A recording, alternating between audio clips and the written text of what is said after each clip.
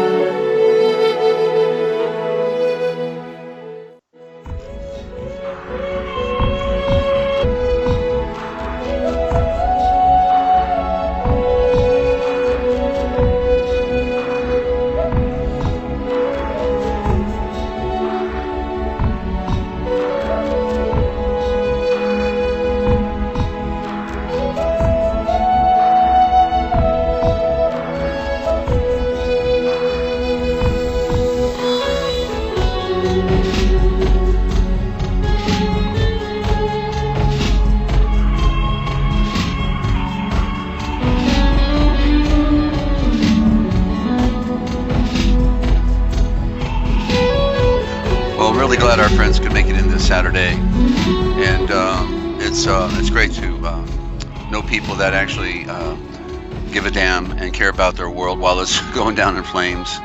And so welcome to all of you, and I hope you are telling your friends about the broadcast. I'm your host, Dezert-Owl, and yeah, our world is going down in flames, ladies and gentlemen. If you hadn't noticed, the melting cars in Kuwait, the all-time records right now in Kuwait, that's stretched over into Pakistan, Iraq, Saudi Arabia, and the neighboring nations. Okay, 130 degrees, give or take. I mean, 1 degree, 129. It's hardly, let's just call it what it is. 130 degrees.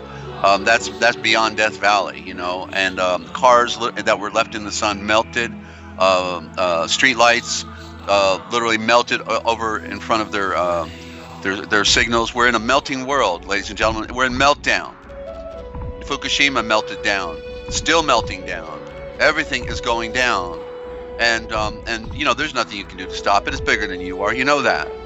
And so the only thing we really have left is to make lemonade out of the lemons that they gave to us. And the lemons are all the false narratives, all the lies, all the deceit that we've ever been fed all of our lives. Possibly make sense out of an insane world. Okay. To mindless drones that have no sense of true purpose, and the true purpose is to identify with who we really are. That's the first purpose, because if we don't know who we are, where we are, why we are, or when we are, then we're nowhere, we're no one, we're nothing. And well, even when we find the truth, we realize then we're nothing as well. When we consider what we are in comparison to the one who made all things, right? It's like us compared to an amoeba. It's like we're really of no account, but how is it that we have the ability yet to transcend into the highest zen of creation, and find a fulfillment that is beyond our wildest imagination, our wildest dream. What is being offered to us. And so before we get into that, and we're doing part 2 on the lost books of the Bible and forgotten books of Eden. Okay, and thanks to our wonderful engineer doing such a great job today, Shelly G, and Yochelleg. And so I am overwhelmed at the wonderful friends, the few friends we have. We got our Joe six-pack again today. I can't get over it. It's like you would think that people would want to hear something they'd never heard before, but no, they're out there over there somewhere playing games, or they're wanting to read their mind control KJV and say Jesus loves you. Yes, I know, for the Bible tells me so. But they're never going to want to have to really, stop everything they're doing for a moment and then hear of something they never heard before. And rather than bite into the lie, find all the lies. Let's look at all the lies. Let's point them all out. Get them off the table. Then the only thing we'll have left is the truth. But that's a work. That's a major work. That's a life's work, and it's just not going to happen for the majority of the people, and that's so tragic. Because there's so many.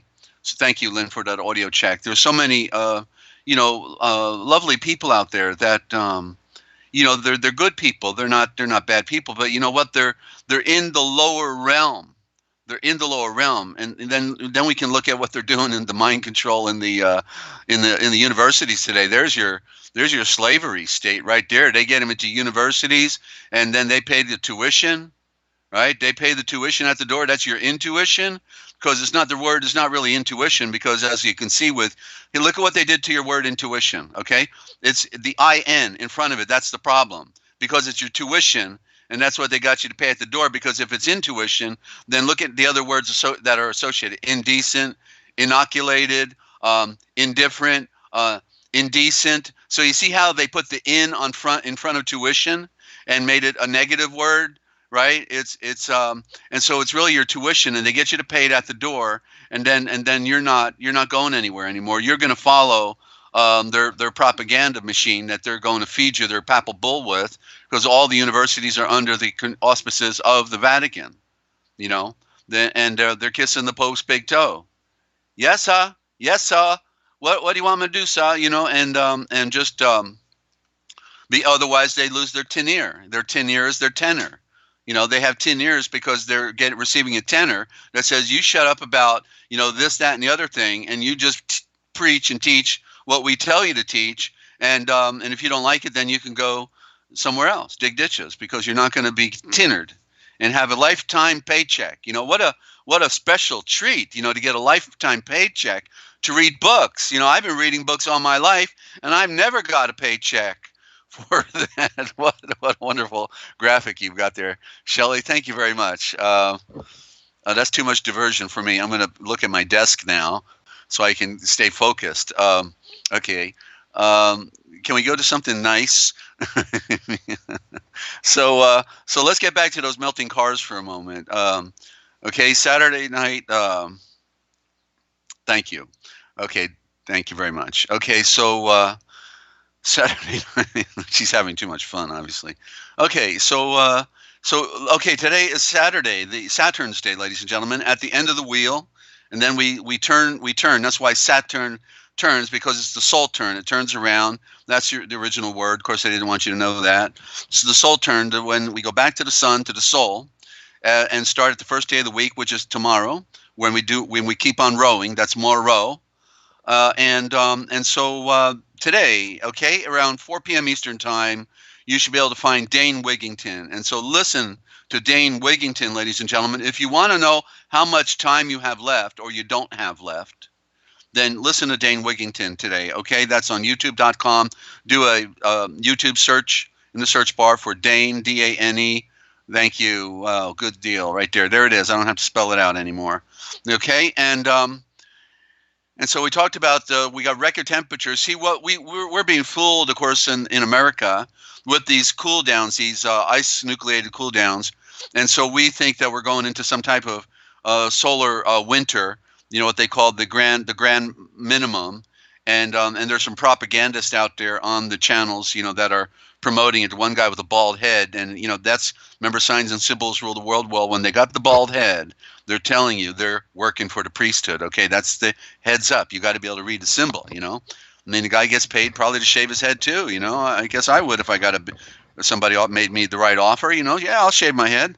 I'm still not going to say what you want me to say. I'm going to say it like it is, but I'll shave my head. You want to pay me enough, okay? So, but anyway, I've done it before. Nobody paid me. So anyway, and it's interesting how all the police state today, they're all shaving their head. Wonder what that's all about. Priesthood? Okay, secret societies? Could be. Feeling a little macho? I guess so. You want to beat somebody over the head? Okay, back to the program here. So Dane is going to tell you today how your world is going down, okay? And how you may, if you have 2 years left, because when food can't grow, because of all agriculture has been decimated by the UVC, UVB radiation, by the floods, the hail. When did you see hail coming down all over the place the way it is? Okay, I don't know how much they're putting on the mainstream, lamestream news, but we can see it in the other researchers on YouTube that are showing it. That it's all over. Hail. One hail stone was as big as a football. On average, they're the size of golf balls. And they're coming down, destroying everything. Our world is going down, and it's manufactured. Above the clouds, you can't see the jets, but they're spraying the lines, and basically it's supposed to create a cool down. But sometimes with the reaction in the clouds, then you get the hail. But like over here, we've had weeks of frigid temperatures, even when it was near 70. How can you be chilled when it's near 70 degrees, and that's supposed to be tropical type weather? And so it's you're being mind controlled and scammed by the Zionist media, by the political state, by the movies. And then on talking about movies, I just watched a movie yesterday.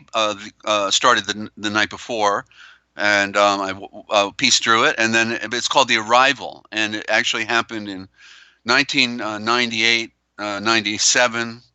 Somewhere in that area, 1997 approximate, maybe 96, but it was with Charlie Sheen, and it's called The Arrival.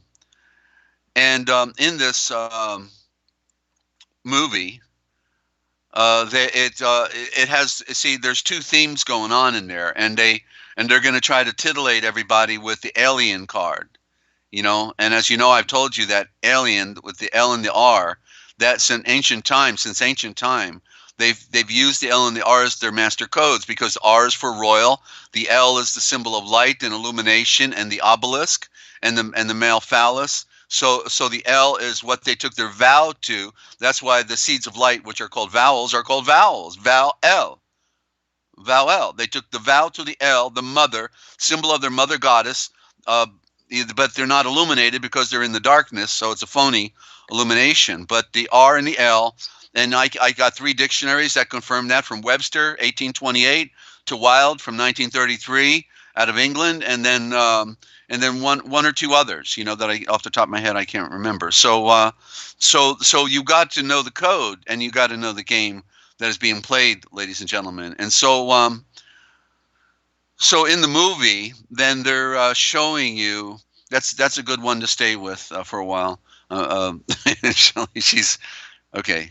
Having too much fun. I love that one, though. There you go. It looks like a Jesuit priest closing the book on us, right? And that's our original copy, and they didn't want us to read it. Thank you. And so with the movie, ladies and gentlemen, in The Arrival, they want you to be caught up in the fact that he's listening out there. He's listening, and then the signal's coming in, and they're hiding the signal because they don't want anybody to know there's a communication going on between Earth and another galaxy somewhere, but then they flash over to some women who are saying, wait a minute, the Earth is heating up, and these are other scientists, and so they flash back to this other image of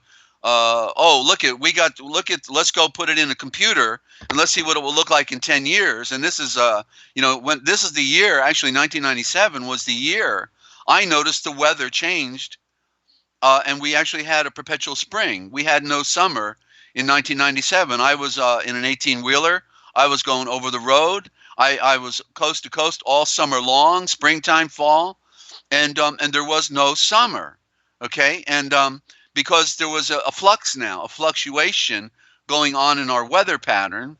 And I was making a lot of other discoveries as well. I was doing my own survey, and doing my Sunday radio broadcast at the time, America's Driving Force. And so I'm looking, I'm studying, and I know it. And then at the end of the year, right around September, then Tom Brokenjaw and Dan rather not listen to him, and whoever the other guy is, Peter, the Canadian Peter Jennings, Trilateral Commission. Then they all say 1997 was the hottest year on record.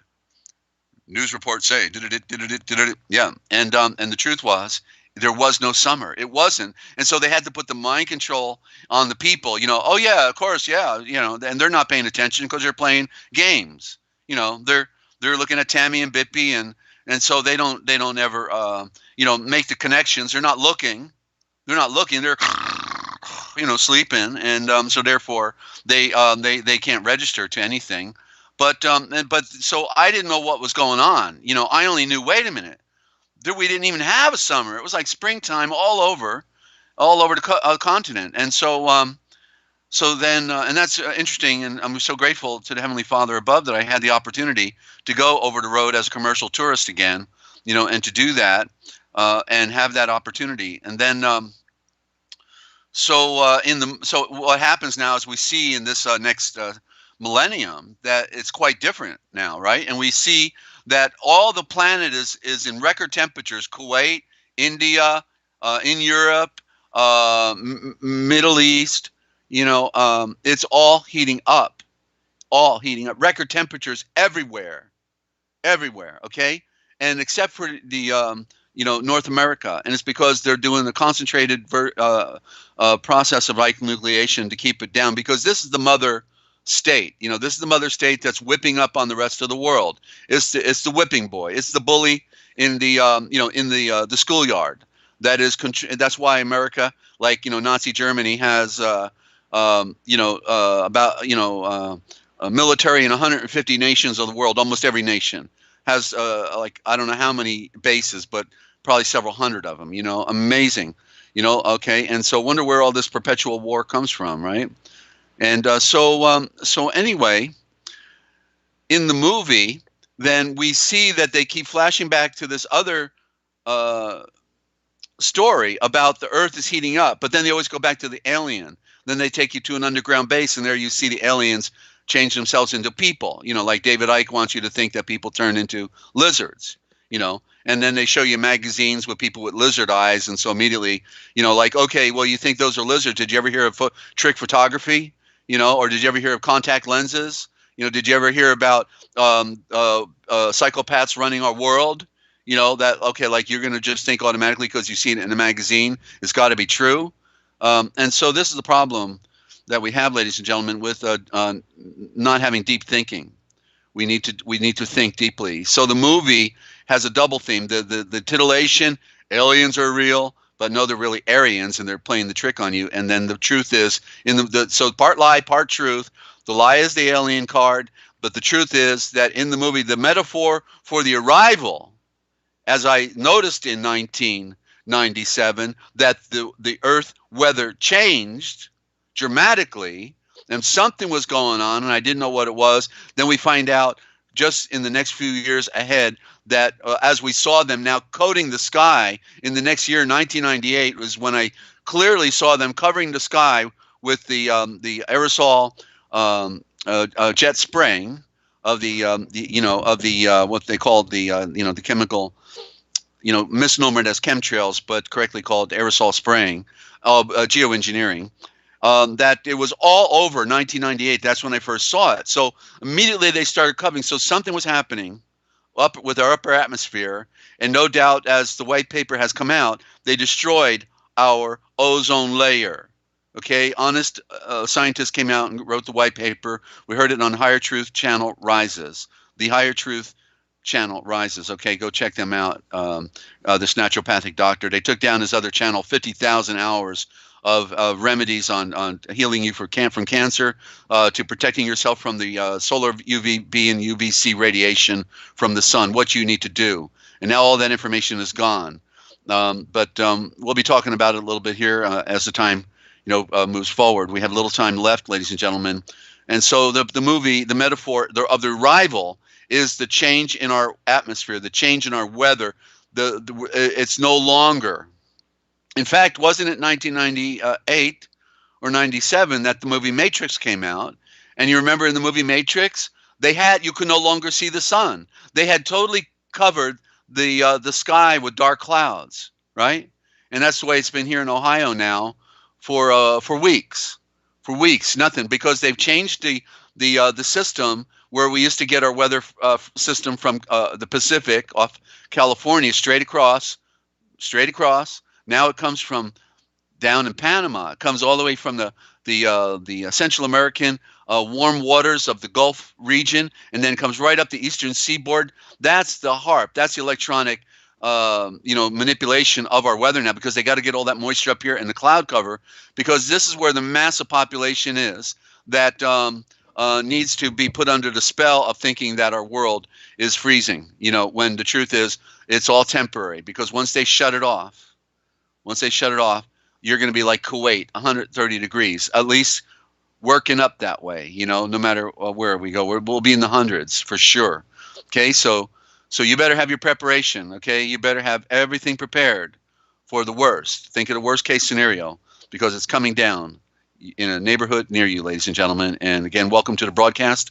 Any of our new listeners, I'm your host, Dezert-Owl, a bird who sees in the night. I know I see too much, and all I ever have for anybody, it seems like when I want to talk about our world, is bad news. But we do have good news.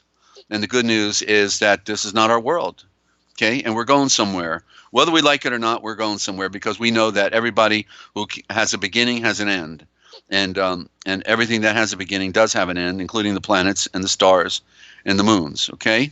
So let's deal with it then, shall we? Because we've got, well, you know why we're here. Obviously, we're here because here is where we bring you the most important information on the face of the entire earth, or under the earth. Here is where we bring you the very best in radio broadcast listening, while we reveal the greater secrets and the deeper mysteries of life. Yet the one question that will always remain will be this: can you handle the truth as it will be presented here, this afternoon, this evening, tomorrow morning, in the future, wherever you are around the world? I don't know if you can handle the truth, but the truth can set you free, ladies and gentlemen. It can set you free from them, you see? Set you free from them. Don't you want to be set free from them? You know who them is, right? No. The unseen hand, the one running our world, where you know something's wrong. The old classic Matrix movie, something's wrong, but you can smell it, you can see it, but you can taste it, but you can't put your finger on it. Something is wrong. And Lynn says it's been raining there since April.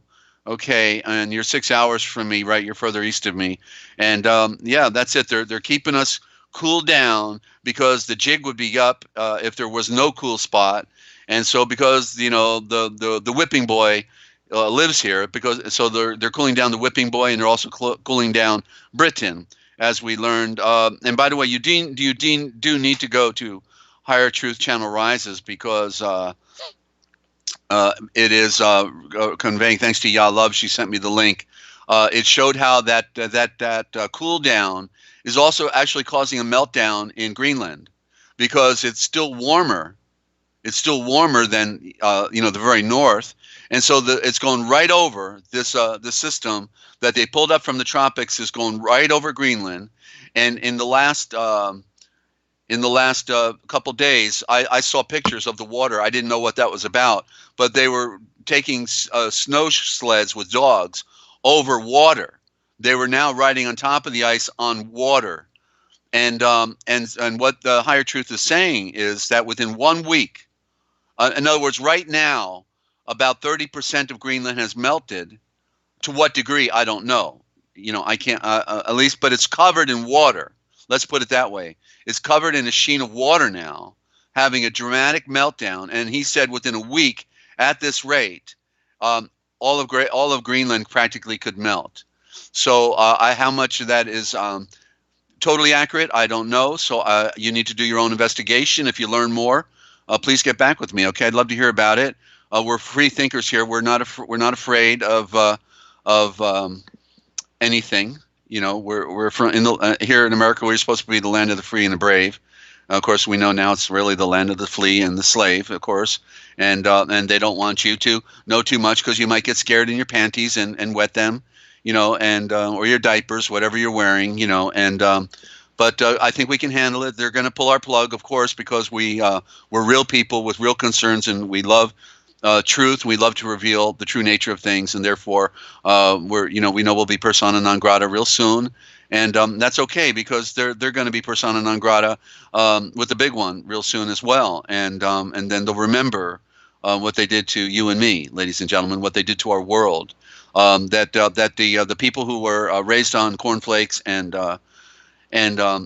sexually abused as children in these Illuminati families, as they are, and in the special forces of the military.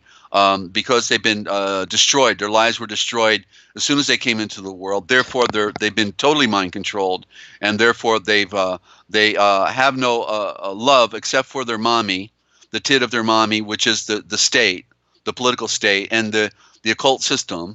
And therefore, that's why what we see in the Vatican, you know what we see there, but in the military as well. It was dealt, like an example, it was Delta Force who surrounded with 5 machine gun nests the Branch Davidians while the tanks were poking holes in the building to turn it into a flue with a flammable gas. That after the final poke of the hole with the last tank, then they shot the incendiary round, and I have it on video with the heat resonancing film at 10,000 feet by the guy who invented the technology. They killed him after he did his play-by-play.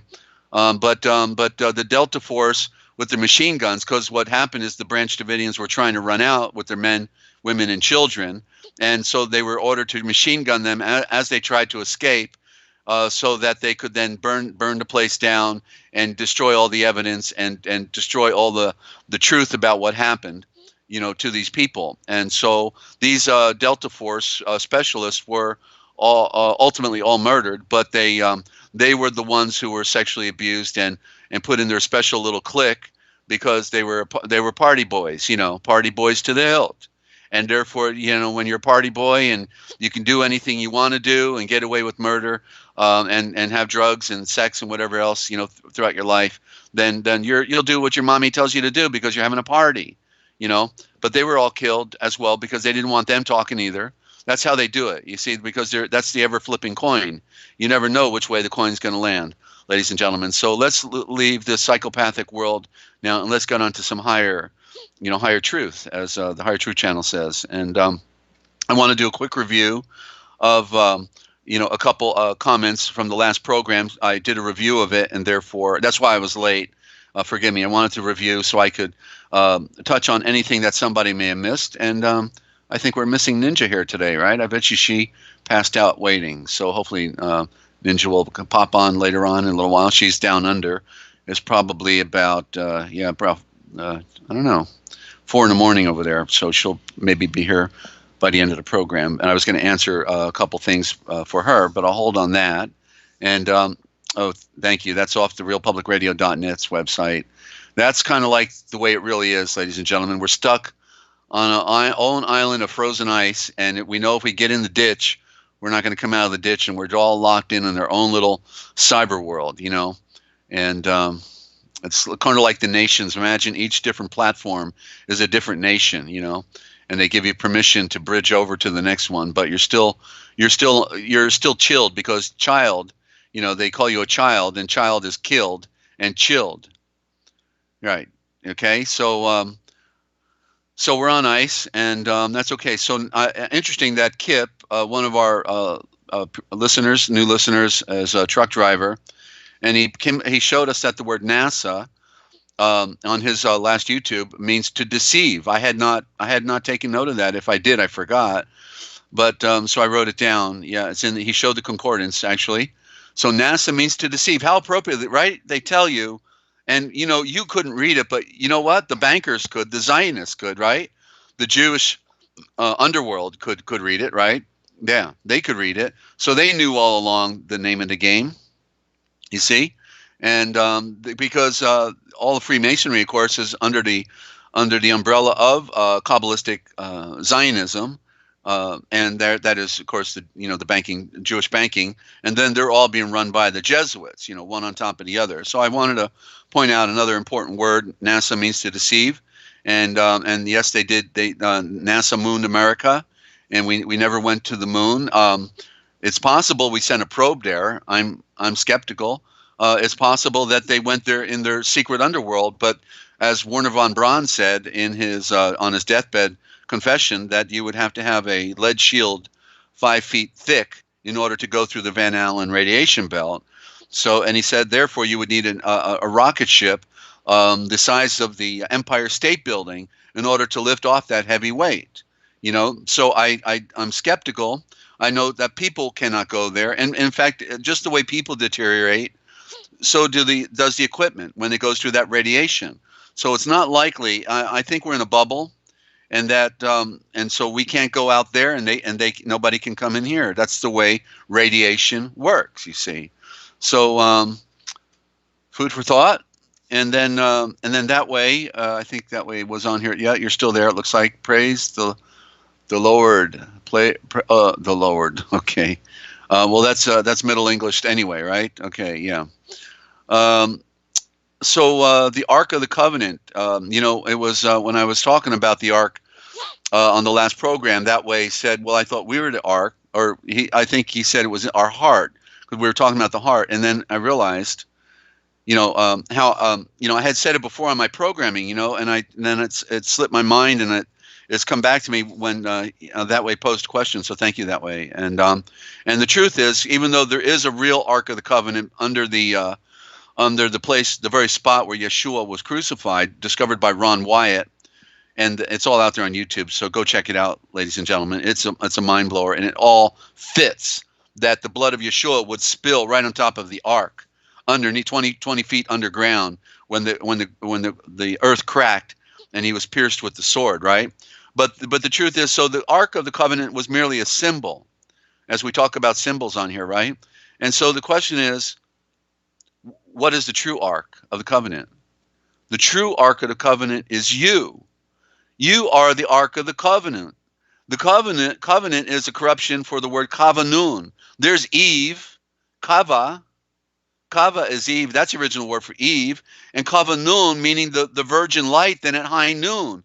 So the covenant is the kavanun, and it means the light that shines at high noon, and that shines then is also from our heart, from our solar plexus, our complex of our heart. And with the word heart, I forgot to mention also, you get the word hearth. Put an H at the end of heart, and then you got hearth, which is the place of the fire, right? That's your engine.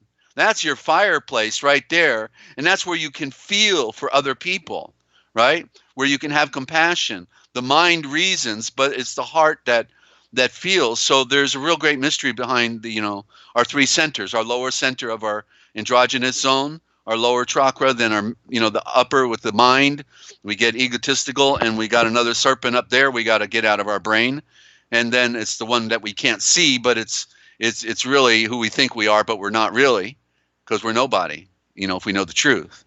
And we have to know that somebody is far above us, and we need to surrender to the great light that is shining down into our heart, okay, and into our mind, our soul. So what is our soul? It seems that it's at the center. Maybe that's why they do call it a solar plexus, although they call the bottom of your feet a soul, because they want you walking on your soul rather than realizing it could be the head, which was symbol of the sun, the beaming light that projects, just like when Mo-Esha came off the mountain with the 10 mandates, the 10 judgments, the 10 commandments in his arm, and it said that Quran came from his head, like projections of light came from his head. So that's the symbol of the soul, is the head, and we have to get these pictures because it gives us bearing as to the great mystery. So you, ladies and gentlemen, congratulations, you are the Ark of the Covenant, and you're just going to have to deal with it because the law, as it says, is already written on your heart, and you just simply need to identify with the truth and to pull away from the darkness of this world and say, I want to live on the higher plateau, on the higher plane, not on that frozen ice out there where there's nothing, but you want to go onto the top of the mountain in the clouds, in the Zeon, the Zevon, which means the power of the sun in one aspect. Okay, that's the true Zion. Now we got world dominators in their Zion. They want to dominate the world and rape babies and have blood sacrifices and eat you alive and consider you cattle and chattel and slave property and not murder to kill you, but actually you are of the highest order. You are royalty, and they were royalty if they would have acknowledged the truth, but instead they acknowledge that they're in the Talmud. They're in the slime. They're as slimy as slime gets, and they're the ones who waged the wars on mankind, and are happy to put you on the front line. Okay, and they're the ones that are loaning out the funny money when there is no money. Okay, it's all a shell game, and then they're going to take your real property, real title to real property, and they left you holding the cards. All deuces. Okay, and I want to welcome any new listeners to this broadcast.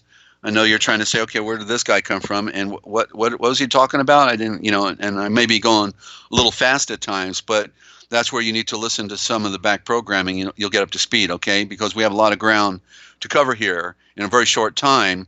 And so, but I am happy to take a comment or question, on anything I mention here, so I can back up and replay it, okay? And I can slow down, and I'll be glad to spell out the Shavors, the words for you, so that you can find out what we're talking about here, ladies and gentlemen. Because there is the word science means exact knowing. And so it is possible to know.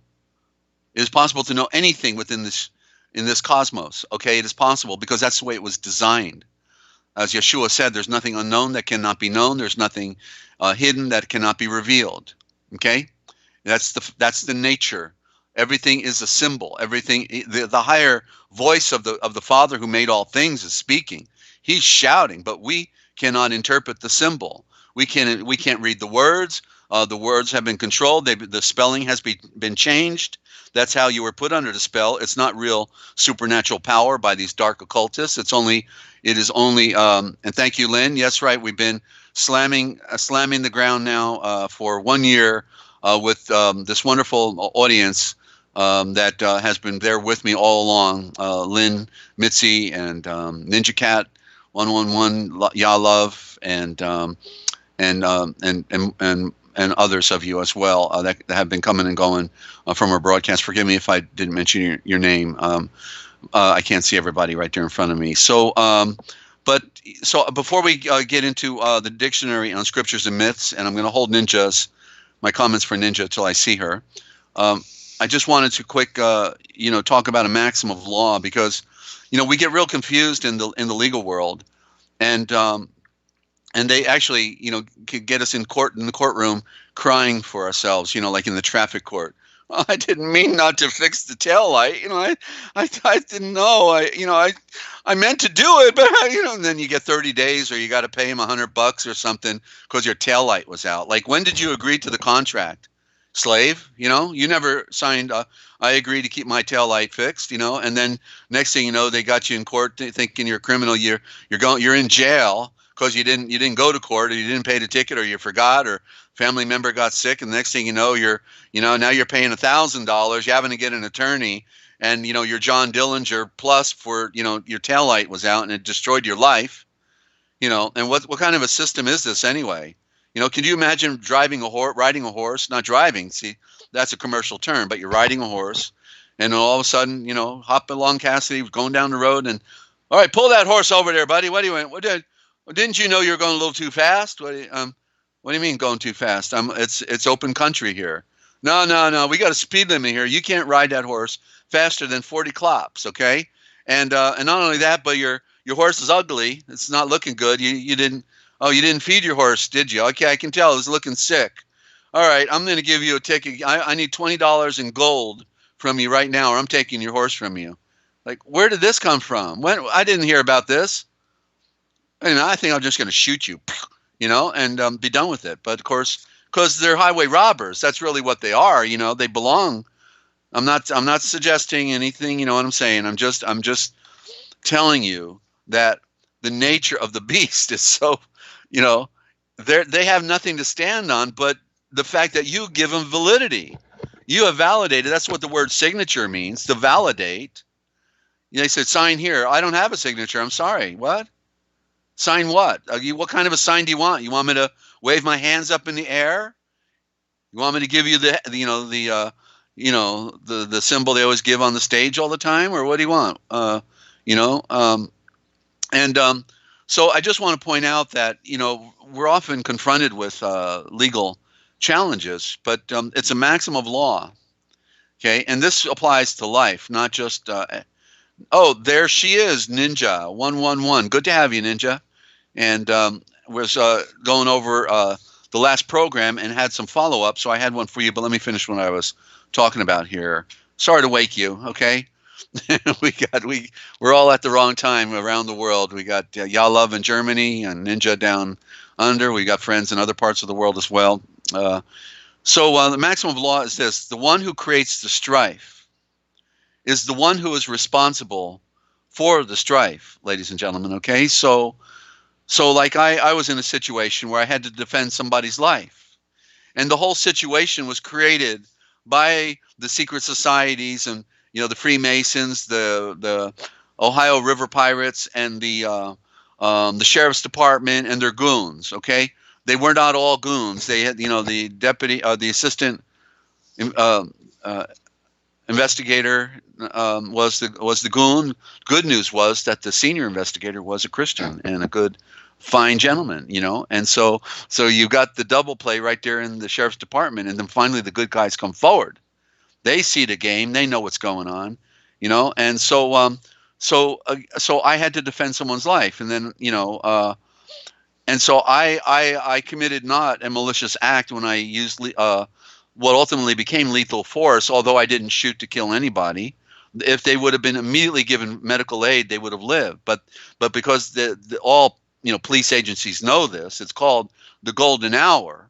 The golden hour is when you've got somebody that's been shot. You got to stop the bleeding. You've got to do it within that golden hour, or they're going to die.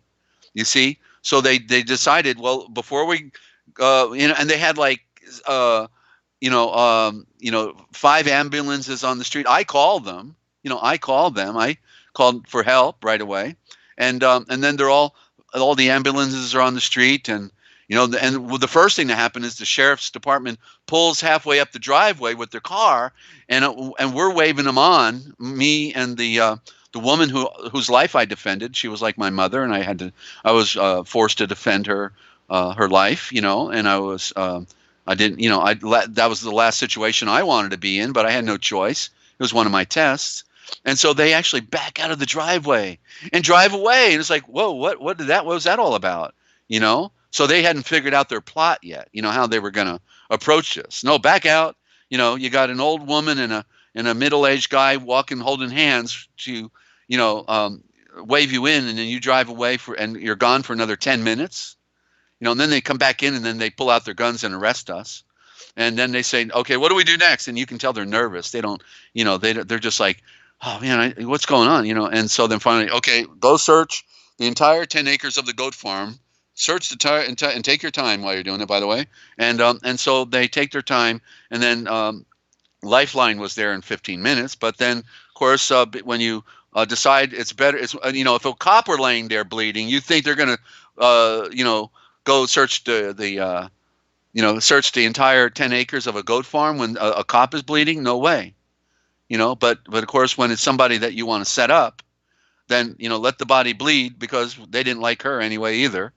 The sheriff was stroking her, and she was given orders to do what she did by the head of Bethany College as well. And I know all this, and he's an ex-attorney, of course. And so, but anyway, nonetheless, they then can, have a rap on you, and that's ultimately the beginning of my story and my odyssey of the record for the longest case in West Virginia's history, 26 months of torture, and that I survived by the grace of the Father, because I've been serving him all my life. and he's put me on this important mission of doing this work here that we're talking about the truth of mankind and all the lies and deception at the same time. So the one who creates the strife, ladies and gentlemen, is the one responsible for the strife. So if somebody, is playing games with you or disruptive in your life, and you have to do something in response to what others are doing to you, and things don't fall out for the better, but fall out for the worse, remember, the guilt is on the party that initiates the strife, the one that had, pulled the punches. And so, so just be aware that you don't, because we don't learn these legal truths, let alone the spiritual truths. Okay. And so you go in the courtroom, they're putting on the ultimate game on you, because you don't know the nature of the law and the fact that there really is no law, and that it's an underworld racket that is all about commerce. Law is not commerce. Commerce is not law. Okay, why do they need money from you? Why do you have to spend every last dime you have to get what is equitably right, which would be what we've called justice, which is just them, because they're the ones who are raking it in, and railroading all of our friends and around the world. More people incarcerated, as the picture was showing, the slavery of the mind, but looked like a man in his prison. That picture that Shelley put up at the beginning. There are more people in the prisons of America today than there are in all the prisons of the world combined. What did I just say? There are more people in the prisons of America today than all of the prisons of the rest of the world combined, because it is the number one slave state, slave racket. It is the one world orders, Francis Bacon's Americu, the New Atlantis. It is why they called it the Great Experiment. Okay, 2 million people under direct mind control, the rest of everybody else under some other form of control that they can't figure out, and they bought into the beast system, and they love the beast. They want more of the beast, more toys and more cookies and more candy and more deception and more lies and more deceit, but it's so tragic. Excuse me for a minute. It is so absolutely tragic what has happened to our world. They destroyed families. We have generational dysfunctionality, and people still playing the same games. It's not the new game; it's the old game. It's the game it's like, in a simple way to put it, they robbed our souls, and they're therefore they pit us against each other. Man against woman, husband against wife, male against female, black against white, rich against poor, political party against another political party, religious state against religious state. Right? They've done all the classic divides. That's why we see in East Germany and West Germany. You see, that's why we see this divide and conquer system. The North and the South. You see, they did it again. They drew another line. The North and the South. That's how they keep doing it. That's the Jesuits' perfected art. East Germany, West Germany, right? The East Germany was another Jesuit experiment on absolute mind control. And then when the wall goes down between the East and the West Germany, then the new wall comes up in America. Now we got the symbolic wall comes up, and in 1986, approximate, when the Challenger. The phony the Challenger explosion goes up, the shuttle, and actually we learn now that, of course, they never were in the shuttle, that they went down through a secret elevator, and there was nobody on the Challenger, and so it was all a metaphor. We had the president of the Actors Guild, Ronald Reagan, okay, at the helm of the Presidencia. El Presidente Ronald Reagan, a great actor. And it looked like another puppet they had to put in a closet every night. He just loved telling stories, couldn't stop telling stories. And then so in this, and by the way, it was the classic, what was that TV program called? Get Smart, right? And so in the metaphors, they're telling you, get smart is a metaphor for think, for the underworld. As they use the movies, we talked about it just at the beginning. And so this TV program from the 1960s, Get Smart, is telling you right in the name of the program. So if you watch the program, we're going to tip you off with if you can read the sign language. And so we got two of the secret agents. One is Agent 86. He's a klux, he's dopey, right? And then we got 99, and she's just looking good. She's beautiful and smooth and and so that's 99 for like 1999 when they're getting ready to come into their new age. And so when we look at the klux, Agent 86, well, it's telling you to get smart, because in 86 is when chaos is going to start unfolding. You get it? That was the opposing force. It was I don't remember what they called his agency now, but chaos, they were always against chaos, right? And so chaos was the bad guy. And so chaos was going to erupt in 1986. That's when Ronald Reagan puts flowers on the graves of SS stormtroopers and say they were victims of the war too. Give me a break, right? That's chaos. And so he's following orders because he's not a leader. He's a yes, sir. Yes, sir. What'd you say, sir? Yeah, I become El Presidente because I followed you, my big pope. I would kiss your big toe. And so now he puts chaos of roses on the graves of SS stormtroopers and say, those poor little victims, I'm so sorry for them. Hitler yelled at them and said, you better obey my orders or else. And so the point is that chaos was unfolding in 1986. You know what 86 means? It means to throw something away, right? When you 86 something, you throw it in the trash. Look at the symbolism. Okay, so when the Challenger goes up, when it explodes, what do they say? Challenger, go with throttle up. All right, we're throttling up, we're ratcheting it up. We're going to the next phase of our program, babe. They ratchet up, it explodes. We think that a black man, an Asian, a couple women, a white guy, all the rainbow of our planet are supposedly destroyed. A teacher, all destroyed in the space shuttle. And the truth is they went down through a secret elevator. And if you research this yourself on the internet, you'll find out that they're still alive and kicking today, except for one or two of them. And you find out what happened to them. Resnick went to be a law professor, I think. They changed their names a little bit, but they're working in a secret society world, just like Sandy Hook.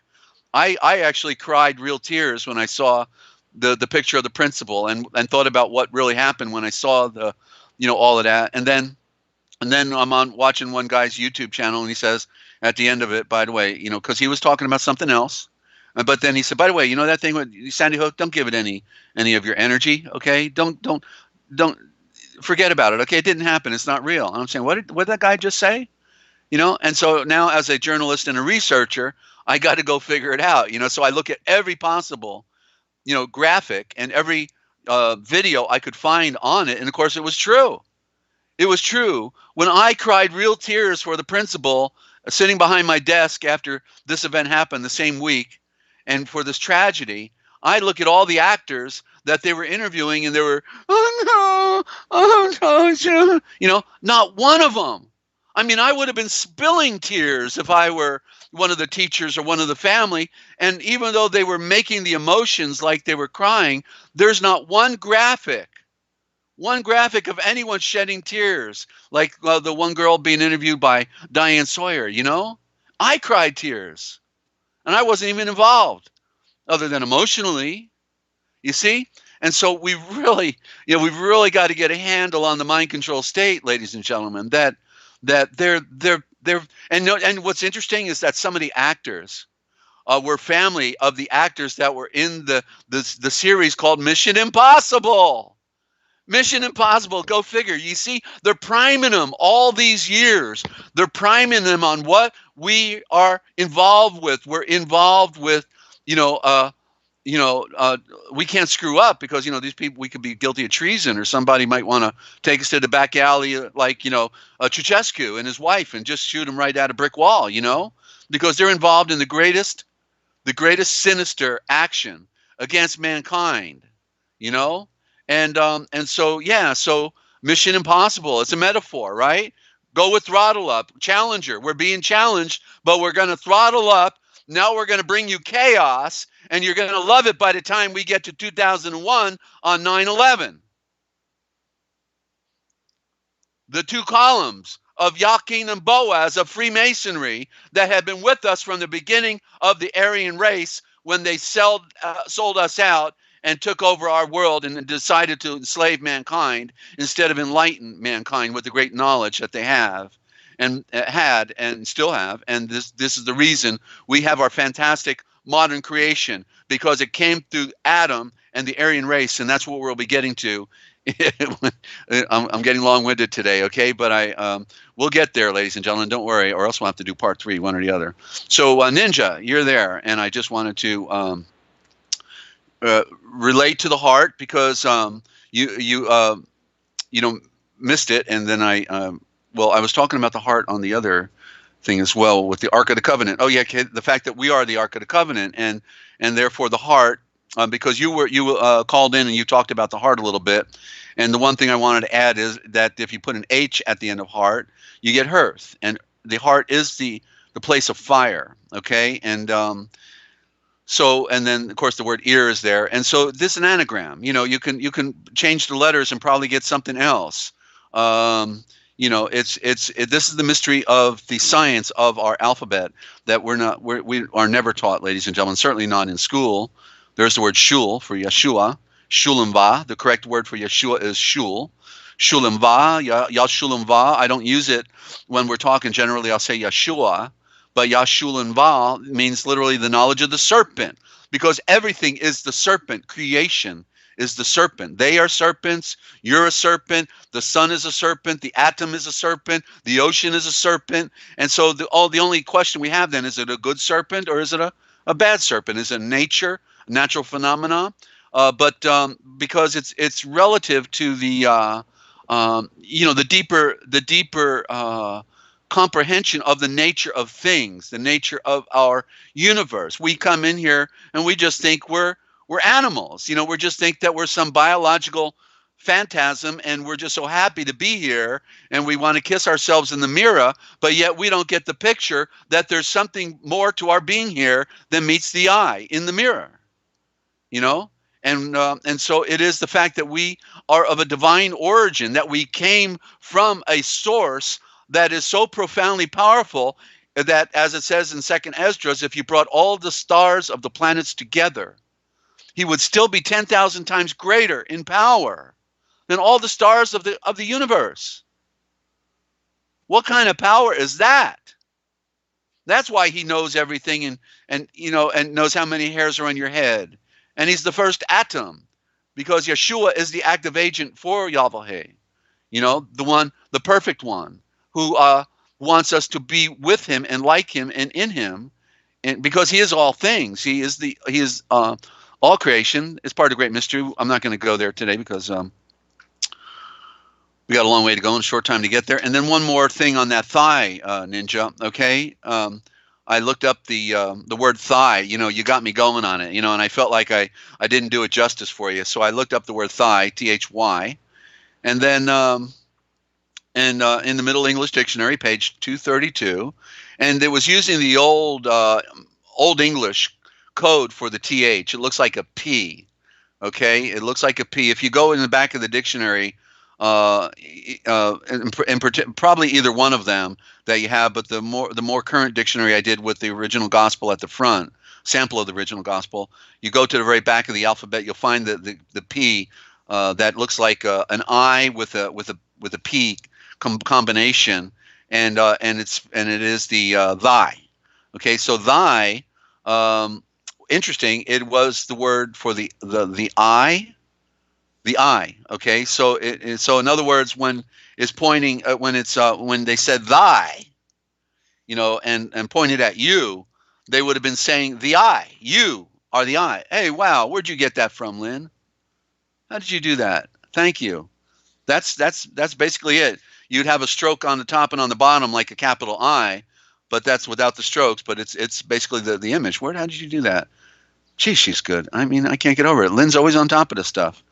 So So thy, so in other words, in the original thought, we'll do a little original thought for any new listeners right now. The when, you know, if I was in the Aramaic speaking to you, and I want you to look at something with me, I'd say, my eyes, come over here, my eyes. I want you to see this. Or if I wanted you to help me do something, then I would say, my hands, come over here. You know, I wouldn't say you. You didn't belong there. This is the way they spoke back then. If I want you to go somewhere with me, I would say, my feet, come with me. I want you to go with me. And you see, so whatever those three aspects, and there's more. There's actually more than that. There's one I should have wrote down and remembered. I found it in my Syriac Christ when I was going through that book. You know, but so what? So the interesting part is also as a code for the thigh. The word thigh is literally a code for the eye. Thigh. Thigh is literally a code for the eye of the return. You see, so when we find out that Jacob, Yochelleg, the seed of light, had his thigh put out, he didn't. It was his eye that was put out. He wasn't wrestling physically with anybody, so he didn't get a physical injury and have his thigh put out. He had his eye put out, meaning that he lost sight in one eye. Whether it was temporary or permanent, I don't know. But because what it meant was, when he got the name Israel, Yochelleg, it was not a better name. Okay, it was not a better name, because you can't have a better name than Jacob, which is Yochelleg, the seed of light. What better name can you have than seed of light? So when he received the name Yochelleg, he received the eye, the royal eye, with the vision of light. So it was with a vision of light, but he was not the seed of light. Okay, so in other words, what it meant was that they were supposed to go looking. They were supposed to be searching as the Yochelleg. Yochelleg, okay? There's so much going on with the word Aisha that, you know, I've got cards all over my desk here, you know, because I can't sometimes know what to begin with, you know, because this is such a profound science, and it's all what's been stolen from us, okay? But there's your thigh. That was a good question, Ninja. Thank you. You're helping out always in more ways than one. And so get the picture, all right? The thigh, thy. So when they said thy house, then that meant the eye's house. So you see, even in the English, it still carries the Aramaic, okay? And where Waddle, with the Aryan origin of the alphabet and his Sumer Assyrian Aryan dictionary, excuse me, you know, he said clearly that we are, and this is why we never hear about the guy. He says in the English, we are speaking in the English. We are speaking up to 70% what is found in the Aryan Sumerian. Okay, we're speaking 70% Sumerian because it's a code, and they just slanted it. Okay, they used their own code. That's what the word, you know, Lucifer means, right? Lucifer means the true cipher. The cipher is the code, the true code. Their Lucifer is the code. That's the woman. There is no, you know, woman that flies through the air with boobs and a dress, doing damage everywhere. She's not some, you know, caricature type, as we proved out when I show you out of Isaiah. Yahweh says, there is no one besides me. There is no other spirit besides me. Okay? This whole thing about the fallen angels, what we're going to get into, is the watchers, is the Vekoresh, is the Aryan offspring of Adam. Hadam, more correctly. Dictum, more correctly, because he is the dictum, he is the diction. And dick, you know, is for creation. For dictionary is found, and the slang, of course, for the male member is implication of creation. And so he is the first in creation. Adam, he was the first made. Go read Genesis. All right, before anything else was made, we only had dirt, soil, and earth, and water, and then it said he was made, and he was taken up to the throne of the Son in the atom, which was then corrupted and abbreviated into Eden. Okay, and so that's the name of the game, ladies and gentlemen, and we're going to learn more when we come back. We're going to take a break now, and I want to thank you all for tuning in, and we always have a very modest group, but boy, what a fantastic group we have, because you're all getting it, and that's why I'm here, and I get so excited because I'm not alone anymore, and that's beautiful. So see, you got to see and read it for yourself. What they didn't want you to know, but we tell right here. I'm Desert Owl. Go call a friend, and then come on back. Give us about 5 minutes, okay? And we'll see you on the other side.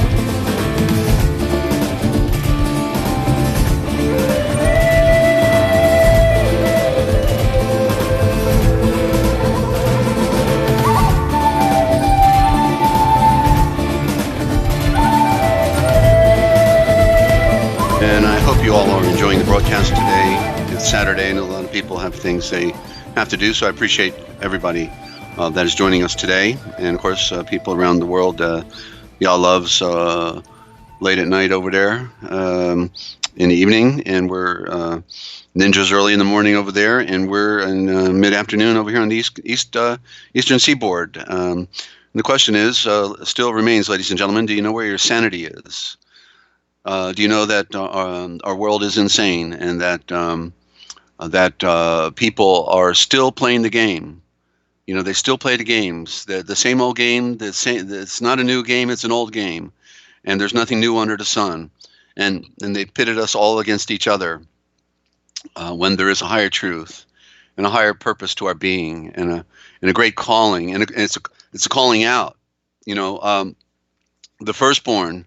You know, the firstborn are in trouble because they're in the fall and under the curse. And this is why it said that we had to be the secondborn.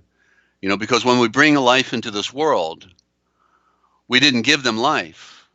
This is the great irony, and this is the great. This is why the truth is so important. You see, because when we brought somebody into the world, we brought them into a state of death. Because that is the nature of this world. That is the nature of the lower realm of the fall. Is a state of death. And so we have to be a second-born and then be born of the Spirit. And so this is the age of the second-born that all the ancients were waiting for, that Yeshua ushered in. Okay, that's the correct terminology. And if you read the old scriptures, you'll see that it was always the second-born. Okay? That was preferred and received the inheritance. And I'm not going to get into those stories because I got too much to cover, you know, but just go read it. Now, that's the clue, the second-born, right? And so we have to be second-born. And that's why all the firstborn in Mesa were killed. That was a symbolism of that. The firstborn were all killed. And that also included those who came out and went through through the water and received the 10 Commandments, because they also were the firstborn. None of them, it said, none of them made it into the promised land. See? Other than Joshua and Caleb. Okay? And so there's a story there, you know, and you need to see and read it for yourself, ladies and gentlemen. We can talk about it here. We do take calls. Love to hear from you. I'm your host, Dezert-Owl, a bird who sees in the night. And I really would love to take that red pill and be able to forget, just go on to having a normal life. But how can you have a normal life when you know the truth, and you want the truth for everybody you care about? Your whole life has been dedicated to it, and but yet it seems nobody cared for the truth, you know, or cares. And yeah, but we all are free to make our own choices. Certainly, you know, we can't force anybody. You know, we can't shove truth down people's throat. In fact, you know, you find out real quick once you start telling somebody, you know, the other side of the coin, then, you know, they get glazed over their eyes, and, you know, or they get irritated because, you know, you're breaking their programming. That does not compute. I'm going on a suicide program now, and I think I'd rather suicide you than suicide myself. So there you go, you know. And we see that there was a YouTube on there out of England, you know, and these two women, I think they were sisters, and they were under the mind control. And when the police were questioning them and wanted then to you know, arrest them, they both tried to commit suicide by running under the trucks, 18-wheelers, full speed ahead, you know, running under them. They had a suicide program in them. We see it, and these cops didn't know why they were running. You know, they didn't have nothing to hide or run from. And then ultimately they let one of them out, and then the next thing she does is she goes in the guy's house who's nice to her, to offer her you know, a place for the moment, and she stabs him with a knife and kills him, you know. So this programming is pretty severe in our world and in our land, and we're all under the spell. And that's what the word gospel means, gospel. They're telling you, they're joking at you, because the original word was evangelion. And evangelion means the star message of enlightenment. But they knew they didn't want to have the word star message of enlightenment at the top of the scriptures, what we call gospels. So they put go fool. See if you can go spell. You don't know what we put you under the spell. You go use the word bless and righteousness and faith and all these believe and all these words, and you have no idea what they really mean. Ha ha ha ha ha. They just really put the trick on you, didn't they? You know, and then everybody eats it up. King James version, King James version. You know, and they never learn anything. They can't interpret a word. They can't interpret the parables. They can't interpret nothing. But they can parrot. They can parrot. Whack, whack, whack. You know, that's what a parrot does. You know, they're just parroting. You know, Jesus loves you. Yes, I know, for the Bible tells me so. John 3:18. You know, and that's it. That's their enlightenment. You know. Then they go out and they do all the things that the people of the world, the good sinners. You know, I like to call them the good sinners because it's better to be a good sinner than to be a good hypocrite. You know. And let me take a sip here. To claim a higher enlightenment and spirituality, true spirituality, and then to go out there, you know, and be just like the people of the world, you know, it's rather lemons and hot peppers. Do they really go together? Yeah. Well, they could. I mean, she's I know she's a gourmet cook, so maybe she knows something that's got a secret there. Anyway, I want to welcome everybody back to the broadcast, and thank you, Yochelleg, for the constant creativity you're bringing to the broadcast. It just really you know is so wonderful. You know, I've wrote a lot of quotes over the years, and you know, and I guess I didn't know where to publish them. I put you know, in a little book, or I got a lot of them, so I could have put them in a book practically. But you know, to see them up there and let other people benefit, because they're quotes of, you know, essential truth. You know, they're just speaking elements of truth, what I learned through my you know, through my journey. And so Yeshua has been very good to me in the sense that even when he allowed me to be tortured and fried and fricasseed, because I had to have those experiences. Had to. See, it's part of the enlightenment. If you will, as it says in the scriptures, you will suffer. You know, you will experience. If you think you're just going to go, you know, to the next place and not be challenged, because you will be tested. That's what the trial by fire is. It's a test. Are you really worthy to go to that next place? You think you're going to hopscotch and skip your way into the eternal realm, and not make sacrifice, not you know, have to throw things off the ship, or you know what I'm saying? That it's a work, it's a walk, it's a wake, and it's a whack right on the side of your head, and then you know, you may fall down, and you know, and then wake up and say, well, what just happened to me? And you know, and then realize that. And who whacked you? You know, that's a good question. Who whacked you? You find out it's somebody in the world. You know, they whacked you, and then you say, well, why did they whack me? And very often they're people that are in religion, you know, or they're people that are in the political state, or they're, you know, family.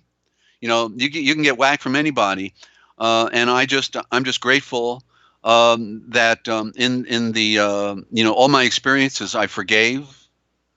I surrendered to the higher truth. The pain, you know, the pain that I experienced in my my journey, you know, has been great, and I've survived it. You know, I have survived the you know, the betrayals, you know, the major betrayals in my past life, and also the you know, the contradictions of those who are calling themselves Christians. That people, you know, sometimes you have to, you know, just different situations that,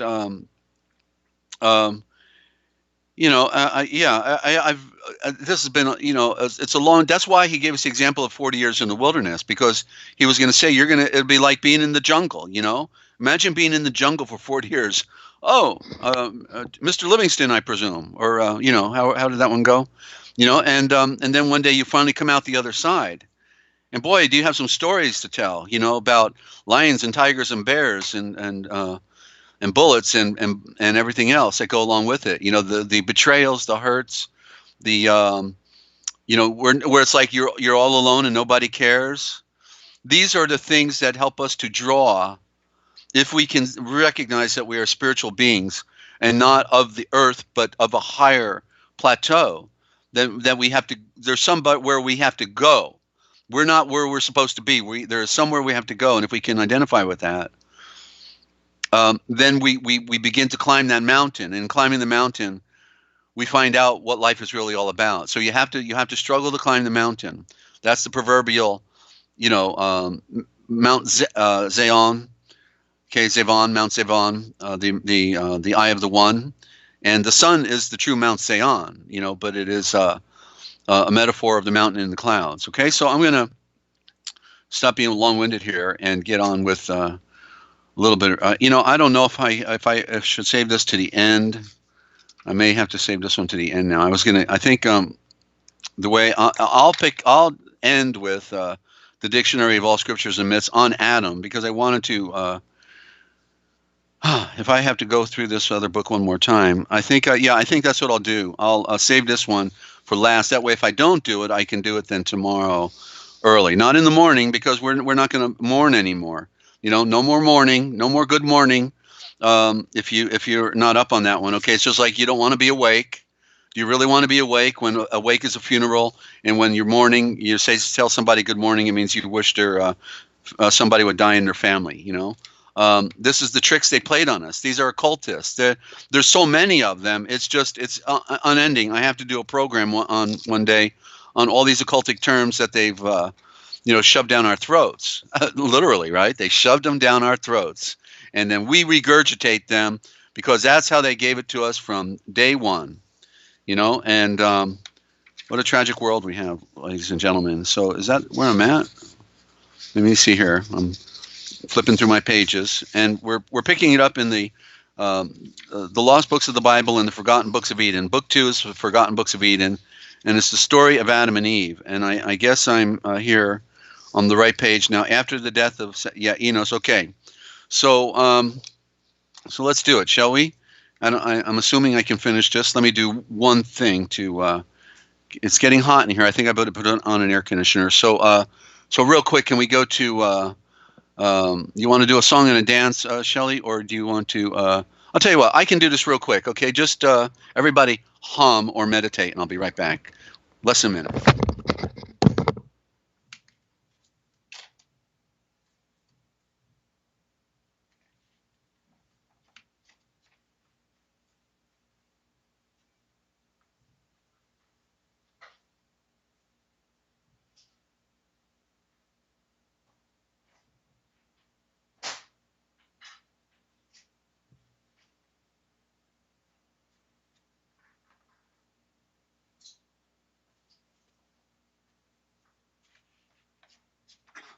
Okay.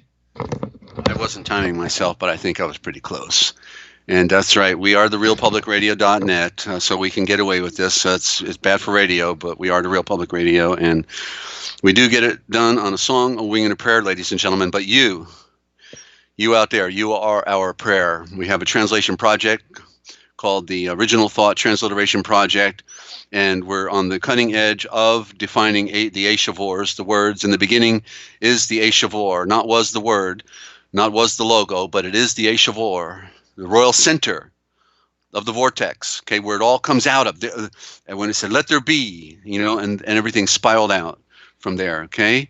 And next week they predicted 40 degrees Celsius there in Germany. So that would be, about 110 degrees, I think. Are you kidding me? Y'all love 110 degrees, is that correct? Wow. 104, okay. That's major. Okay, 104 is major. That's where we're going, because they're gonna. It's winding down. They're winding it down. They're just trying to keep commerce going for as long as possible, and then the game's over. Okay, and then you better be ready, because you're gonna need wet towels on your head and on your body to evaporate to keep the coolness going, and you're gonna have to drink a lot of fluid. And when they poison all your water, you're going to be poisoned when you're drinking the water. It's the name of their game. They perfected insanity, and of course slavery. So there you go. All right, let's have a read, ladies and gentlemen. Okay, shall we? So in those days, and we're picking it up right where we left off. And you have to listen to the other program, of course, to follow along from the beginning. And it was in those days. This is before the flood. Okay, this is the Old Covenant story that we never read because they hid it away from us. They robbed the libraries. They burned the libraries of Yochelleg and the Northern Kingdom, Southern Kingdom, and anywhere else they could find them because they hate the truth. They hate our legacy. The whole intent here is that it takes a million lies to cover the first lie. The lie is who really gave us all these great pyramid civilizations and our diction, the Aramaic, in which we now find in our modern English today, which is just a Pig Latin version of the original Aramaic. All what we've been talking about. Go back and listen to our back programs, ladies and gentlemen. Blow your mind, okay? That's what they didn't want you to know. So in those days, this is chapter 13, Ninja. I know you were lost last time, and you didn't put my name in all capital letters like we tell everybody to do, and you're the one who tells everybody to do that. So how come you didn't put your name in all capital letters so I could have answered your question, or you didn't even call in? Call in, okay? Real quick. We can do a quickie. Okay, what chapter are you on? All right, I'm on chapter 13 in the second book, book 2 of Adam and Eve. Okay. In those days lived Lamech, the blind, and his name is a code also for the Lamech economy, and you'll see it if this is the same story. Okay, and actually, I want to back up 2 verses to make sure I'm good because I feel like I should have one more note on this page. But here we go. After the death of Seth, that's Eshavah. That's an abbreviated word. Seth is like sheath. You hear the word sheath in Seth. You're welcome, Ninja. And it is the Eshavah. So literally, Seth is the royal eye of the serpent. Why? Because his brother, the first family member, brother, murdered his second brother, Avul, and so everything passes on to the third. It's a metaphor for the end of time when Yeshua came and he brought us truth. So Sheth, the sheath, the sword, the flaming sword is going in the sheath. It's going down, and meaning that the light is going to hide, and it's therefore coming up where it's hiding in the third. So Sheth, the sheath, correctly Eshavat, means the royal eye of the serpent. He's the royal eye, meaning what? That is coming down through that line, the third line. So it's a reflection of the third age, of the golden age of light that Yeshua is bringing truth. You see how we have to interpret these words. You never heard anyone say this before. I know that. Okay? Because I never heard anybody say this stuff before. It comes from the Father above and through his only loved seed, Yeshua, my tree of knowledge.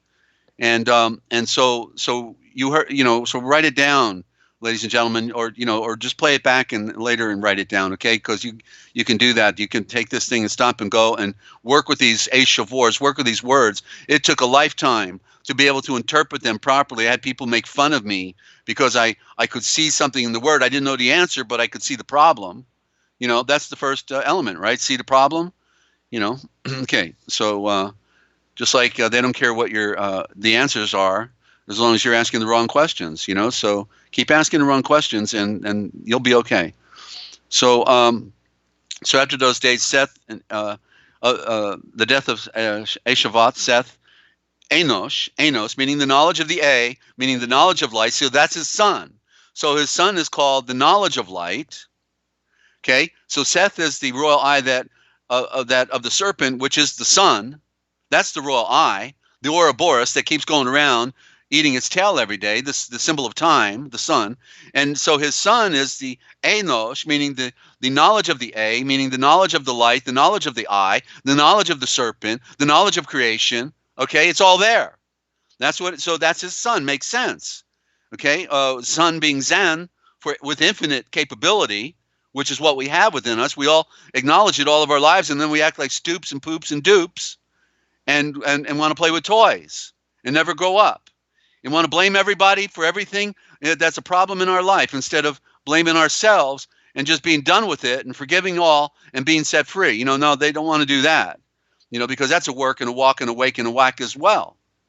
Yeah.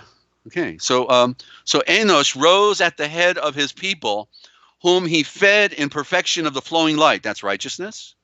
And focusing light, judgment, as his father had commanded him. Those are code words. They've really done a number on us. But by the time Enosh was 820 years old, Gain, not Cain, but Gain, had because he wanted it all, hated his brother. And so Gain had a large progeny. He wanted to gain progeny too, yes. For they married frequently, being given to animal lusts, and the land below the mountain in the valley, the low valley that flooded the Mediterranean Sea that nobody else talks about either, was filled with them, filled. In fact, all the European continent ultimately was filled with the redhead spotted, including all the Persia for fire sons. It also implies the redhead, but it was a mix of Aryan as well. And they went all the way into India. This is that's who Buddha was. Buddha was redhead spotted. Who would have thought Buddha was an Irishman? But that's how they, the story, the truth is so much stranger than the fiction, ladies and gentlemen. They never let us know who these people are. That's why they changed the story. That's why they create monuments to Buddha. Buddha never said make a statue of me. He said don't make a statue of me. Don't worship me. Worship the one who made all things. Same message of Zarathustra. Same mess.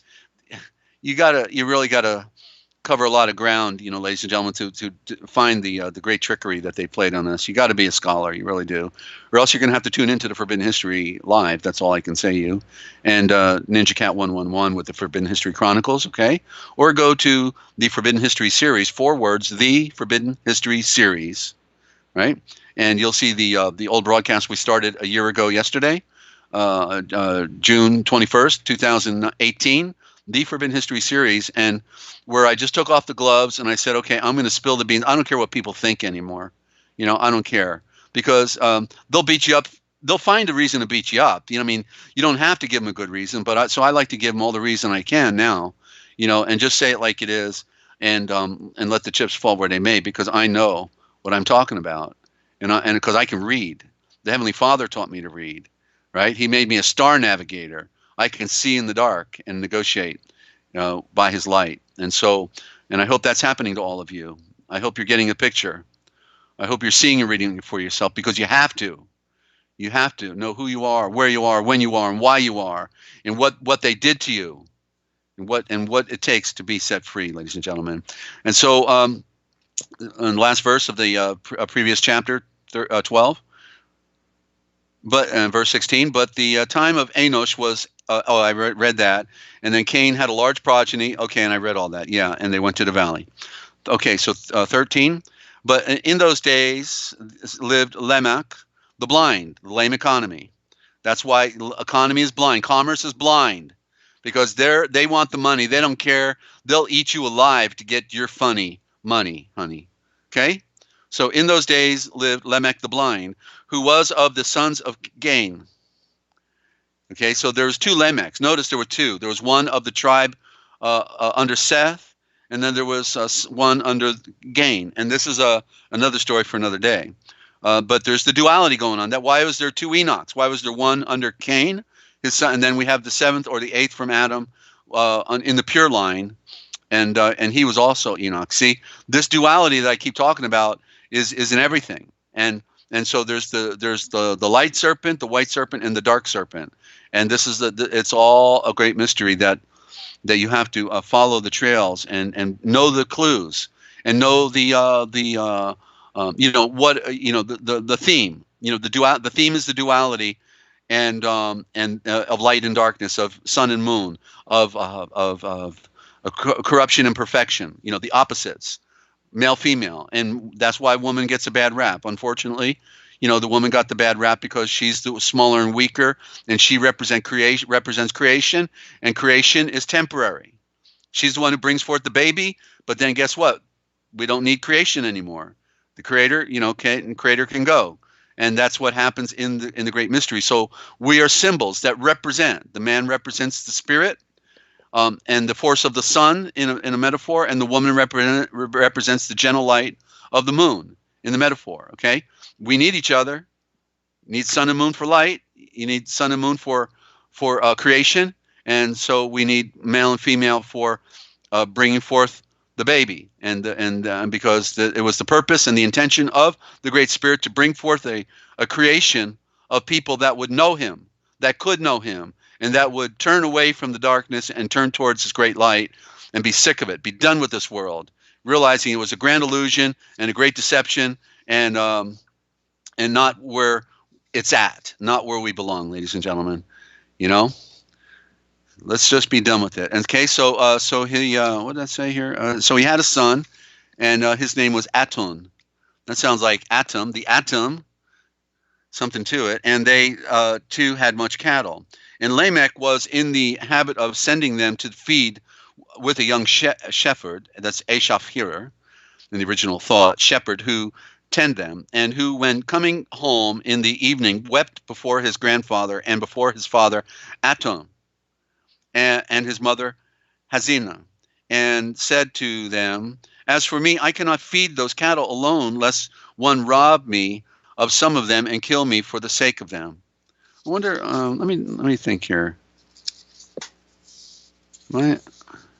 Make sure I'm in the right book. Okay, I guess I am. I didn't realize the story was here. Okay, so it's a little interjection. Okay, that's okay. And as for me, I cannot feed the cattle alone. This is going to be the story about how Cain dies. Okay, because he had the curse. Remember, he killed his brother, and so natural law says you kill somebody, you will be killed the same way. That you killed someone else. That's the natural law. Okay, and so. So, and he said to them, "As for me, I cannot feed those cattle alone, lest one rob me of some of them or kill me for the sake of them. For among the seed of Cain, there was much robbery, murder, and blindness, sin. Sin is blindness." Okay, they give you abstract terms. I'm giving you original thought. Then Lamech pitied him and said, "Truly, he, when alone, might be overpowered by the men of this place." So Lamech rose up, took a bow he had kept ever since he was a youth, ere he became blind.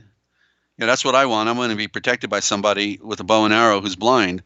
And he took his large arrows and smooth stones and a sling, which he had went to the field. And he went to the field with the young shepherd, and placed him behind the cattle, while the young shepherd watched the cattle. And thus, cattle, it may be, if he's a shepherd, he's an Ashafir. It's not cattle, it's herd. This is how they use the wrong translations. Okay, thus did Lamech many days. Meanwhile, Gain, ever since the great Dole of Haim had cast him out and had cursed him with trembling and terror, could neither settle nor find rest in any one place, but wandered from place to place. And in his wanderings, he came to Lamech's wives, the Vephes, and he asked them about him, and they said to him, "He is in the field with the herd." And then Gain went to look for him, and as he came into the field, the young Ashafir shepherd heard the noise he made and the cattle herding together from before him. And then he said to Lamech, "Oh, my sunrise, Lord, is that a wild beast or a robber?" And then Lamech said to him, "Make me know which way he looks, and when he comes up." And Lamech bent his bow and placed an arrow on it and fitted a stone in his sling. And then when Cain came out from the open land, from the bushes, the Ashafir said to Lamech, "Shoot, you must see him now. He is coming." And then Lamech shot at Gain with his arrow and hit him in the side. And Lamech struck him with a stone from his sling, that he fell upon his face and knocked out both of his eyes. And then Gain fell at once and died. And then Lamech and the young Ashafir came to him and found him lying on the ground. And the young Ashafir said to him, "It is Gain, our grandfather, whom you have killed, my sunrise." And then Lamech was sorry for it, and from the bitterness of his regret, because he knew about the curse, of course, 70 times 7 worse will be upon anyone who kills Gain. So he clasped his hands together and then struck with the flat of his palms the head of the youth, who also fell as if dead.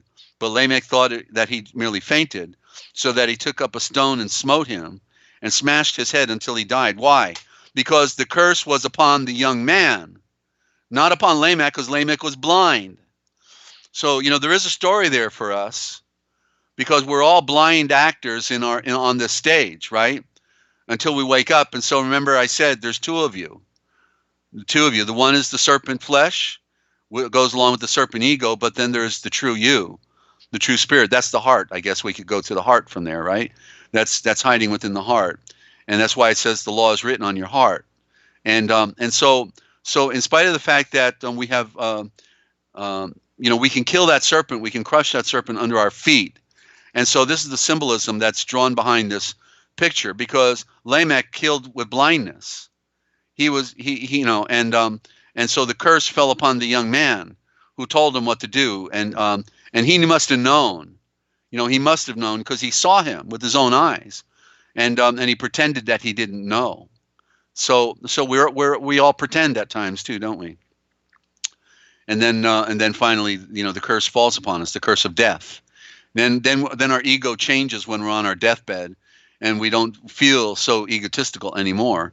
And but yet, the clock is ticked, and it's long past midnight, and there's nothing really more we can do, because we wasted all of our precious time, ladies and gentlemen. There's no time to waste. We must put on the knowledge of light, the knowledge of truth. It's a work, it's a walk, it's a wake, it's a whack, but and it's a wick, because you can light it. You can light the wick, and then you'll be able to see in the darkness of this night. So, okay. And by the way, this writing, if you listen to the other broadcast, it was preserved in Ethiopia. This is the beauty behind the great power of Yahweh, who is the great Dol of Haim. Now, I use terminology that you may not have ever heard before. I'm sorry, but I'm not going to use Lord God, which is pagan, pagan babble from the Babylonian Vatican, Jesuit-run a college of abbreviators, where they put mud in your eye through the Masonic mortarboard, so that you can be stupid all over again. We're stupid when we're babies, and we're innocent. The innocence. Actually, babies are better than stupid adults, because they're innocent. Then we're no longer innocent. We got enough snuff to figure stuff out, but we'd rather be stupid. We like the giddy time and the stupidity of our insanity. Of serving the serpent. That's what we're doing. We're serving the serpent. We're saying, come on, serpent, where do you want to go today? Oh, I don't know. Let's go swimming, or let's go ride a motor car, or let's get high, or let's gorge on having a big meal today. Let's party. Let's just party it up. This is what life is all about, isn't it? After all, right? No. You're coming from a royal family that fell in the darkness, and you have to pick yourself back up and go back to the light. Otherwise, death rules over you, and you're not going to go back to the light. You're going to be on the merry-go-round and come back somewhere, maybe in another part of the universe, another part of the galaxy, or wherever, because they killed Earth. You're not coming back to Earth, okay? It's over. Earth is over. It's done.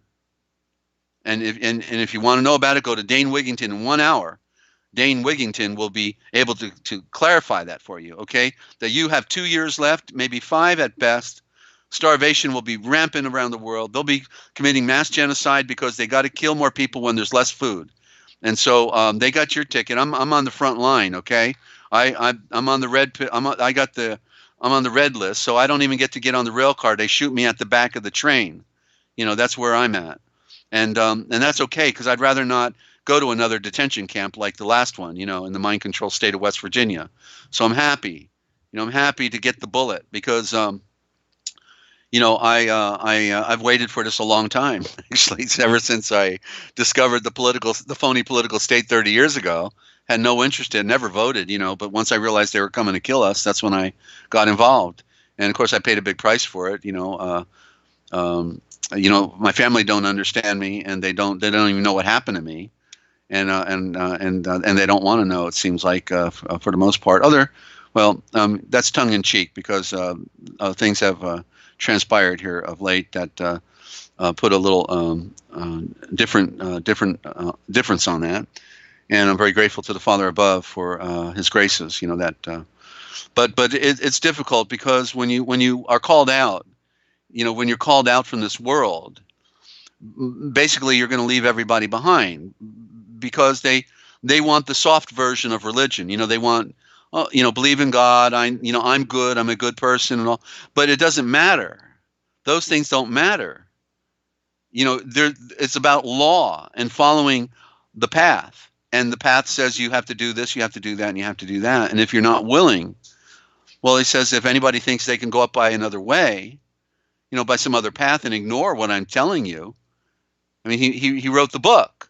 And if you're not going to read the book, you think you're going to get in without following the law, you can't do that. And it's a beautiful law because it's just the law of light. It's not like, it was in the Old Covenant where you got to do all these rituals. It's not like that. It's not a part of rituals. It's a part of the truth and freedom. But it's in surrender because we're surrendering.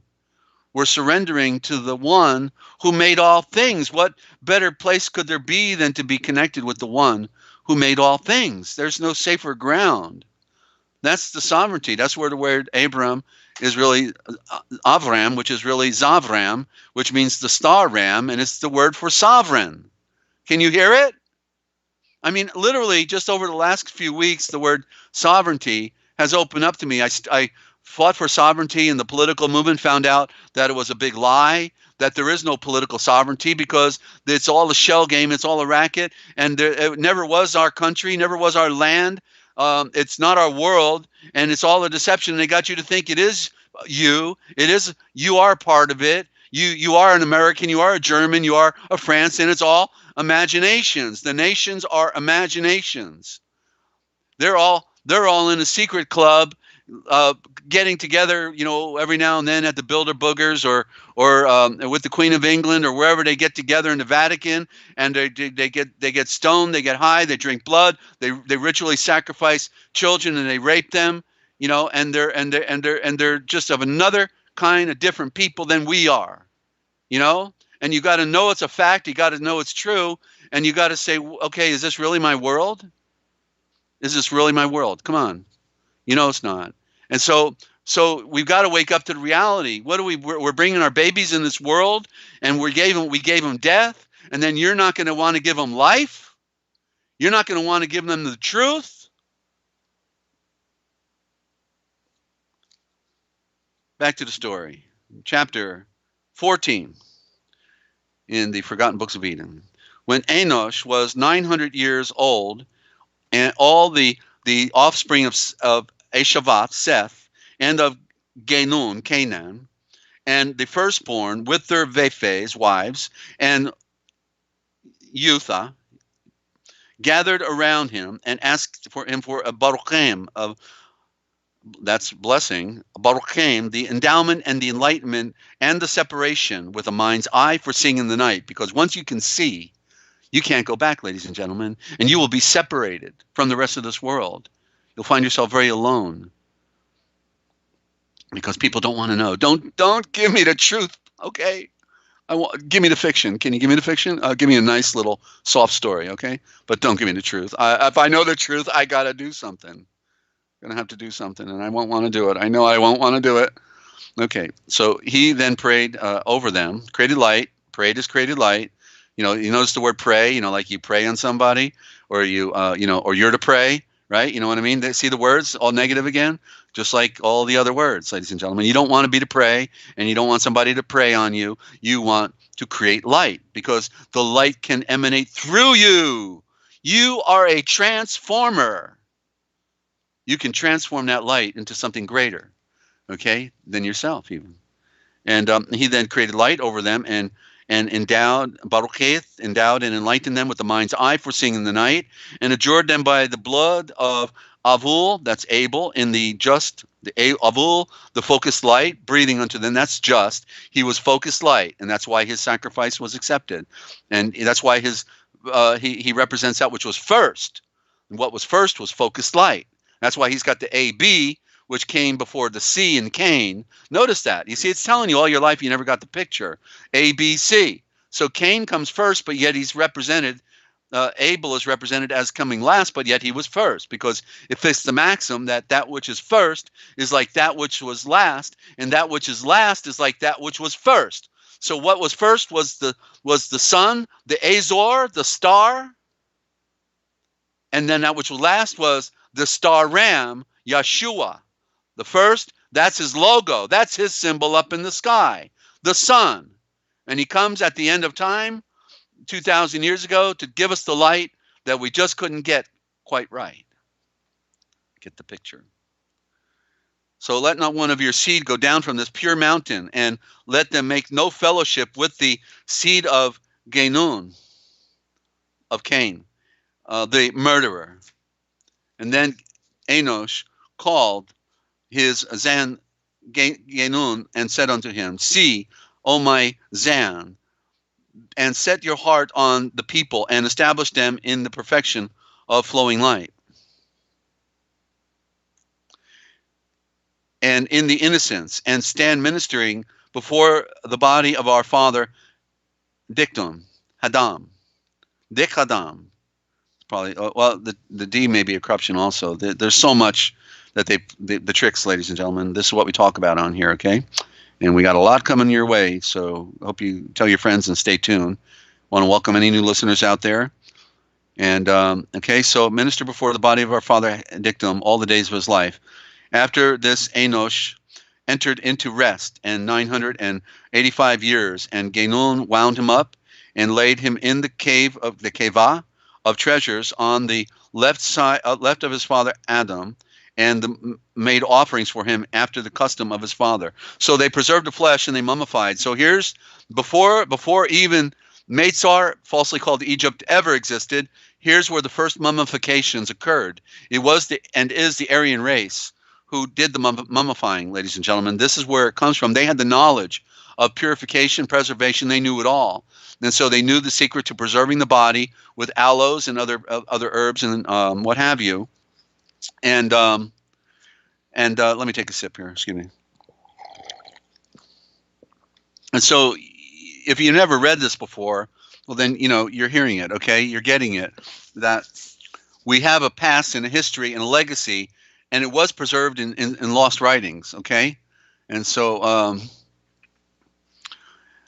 that's right, Shelley. Thank you for your comments, and all of you out there. I'm sorry I can't read the comments as they're going by and do this, but all right. So after Enosh entered into the rest, and and so they put the body in the cave of treasures on the left of his father Adam, and made offerings for him and for the custom of their fathers. They really loved. Imagine living that old, ladies and gentlemen. And they had the secret of longevity through the serpent venom. I'm absolutely convinced it was the serpent venom that prolonged life. It's one of the mysteries that that was hidden away from us. Okay, it wasn't that they just somehow magically lived that long, but with their higher knowledge that they had the ability to build these pyramid civilizations all around the world, they also knew how to extend their life. And I think they're still doing it today in the unseen hand, in the upper echelon at the top of the pyramid that is running our world, where that we see that eye floating pyramid above the lower pyramid, because the people in the lower pyramid think they're in the game, but they're really not. They're in the lower pyramid. They're not a part of the true pyramid, you know. And therefore, where was I going with this? Oh, yeah, it's quite a deal. I'll tell you, I want to pace myself, and so Shelley, let's go to that Carl Klang song and just let me pay. I'm on the next chapter now, chapter 15, and we'll pick it up because I've got about 4 chapters. I got to do 1, maybe 3. I think I got 3. It's not too bad. 1 short one, and then three of the others. Okay, and then we'll be right back. I'm just pacing my voice now because I can feel we're winding down. And I want to get this all out, okay, before it's all said and done.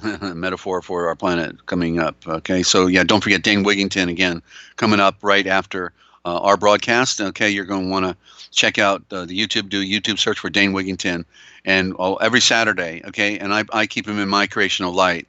I create light for him and his family because he's on the tip of the needle. This guy's given his life to spell it out, ladies and gentlemen, so do consider giving Dane Wigington your support, emotional support at least, and tell a friend. I mean, you want to know if your world is about to die, don't you? And it's not about to. It is. We're witnessing it. Those who are on here, virtually all of them know perfectly well what I'm saying.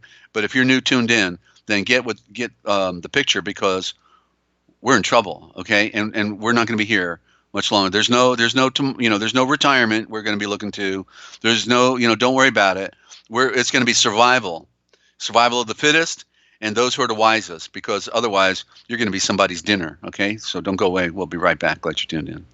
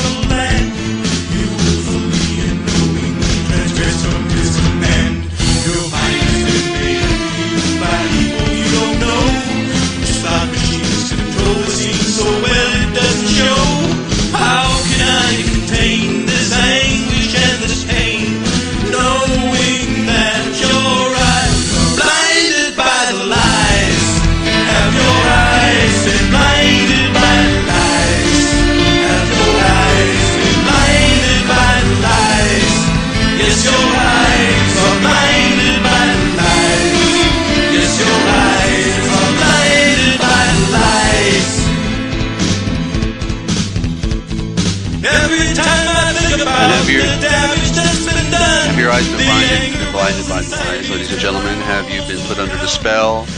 The power of their control is within information and simply knowledge. There is no real magic spell. You know, it's just the grand illusion, the grand delusion, and that's what they've done to you. Okay, give me one more minute, Shelley, and I'll be right back. Okay.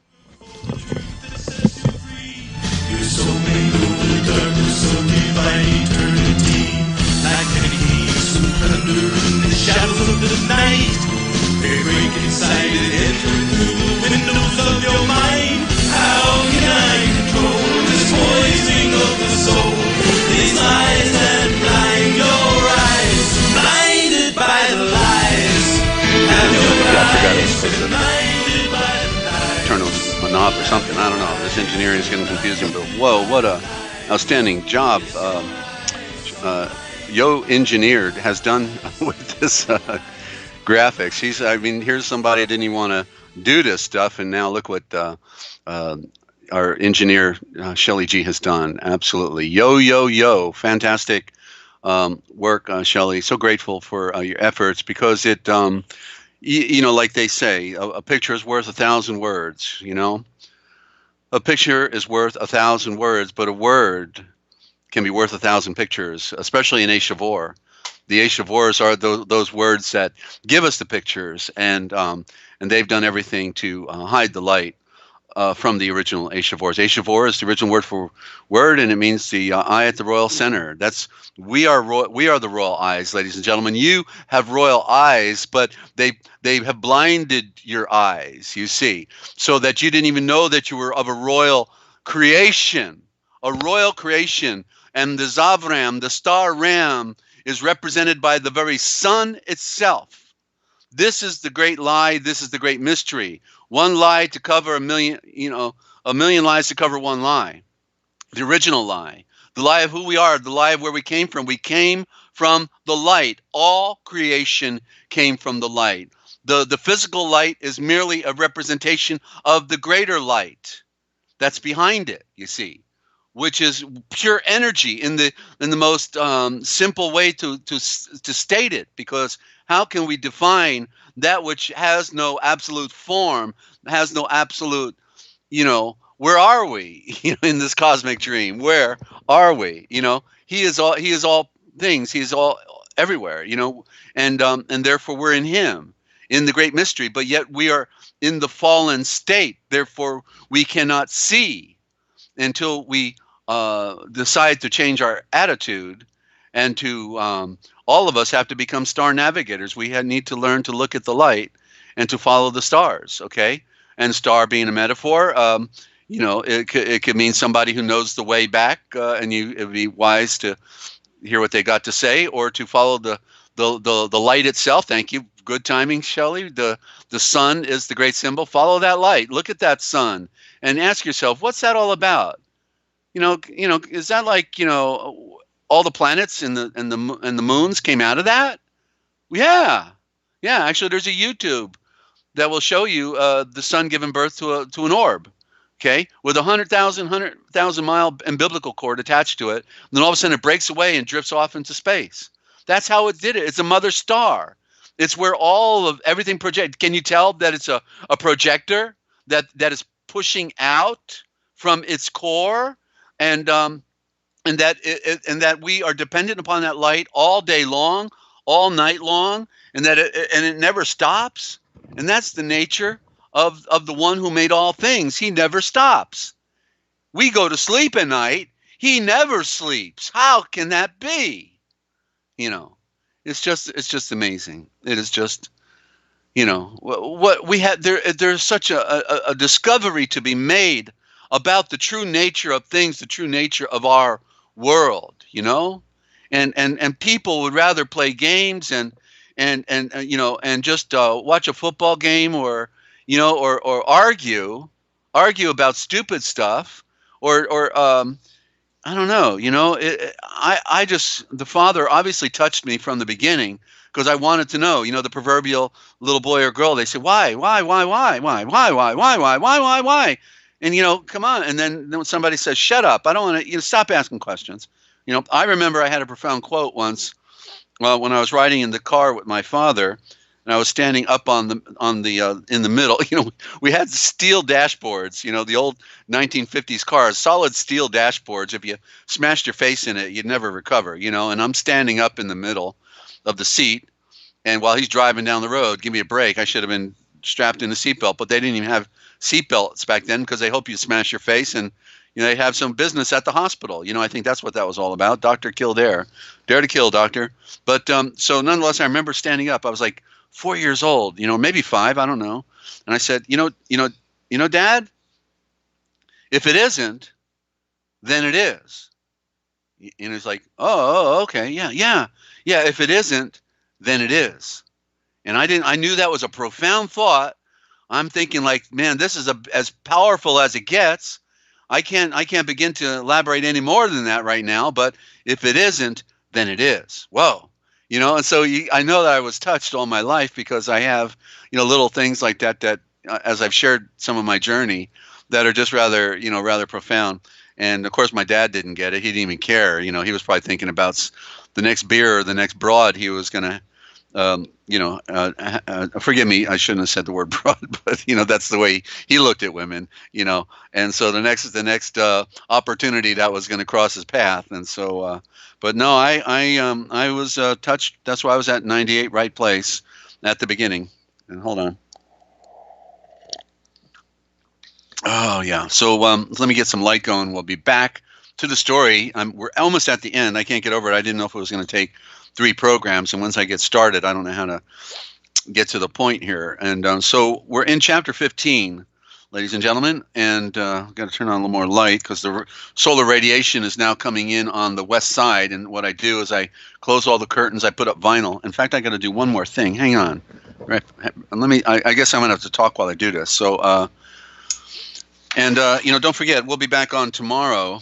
We'll be back on at, let's see. Well, I guess we're doing it at noontime, basically. So every Sunday on Forbidden History Live, you can find us, okay, at noontime. And then, and I didn't do anything all week because I ended up detoxing. I've been trying to get in a workout program, and all of a sudden I went in a major detox, had a headache for several days, and I hadn't detoxed in a long time, so that's basically what was going on. So yeah, once I got back into my workout and was taking some powerful supplements, and then all of a sudden, boom. So that's what was going on because I really wanted to do Ninja on Wednesday and and then Friday. And so yeah. So anyway, we're back on track, I think, and we're trying to hit a grand slam out of the park with the truth. There's nothing more exciting, I think, ladies and gentlemen, than being able to call a spade and to speak truth from the highest mountain.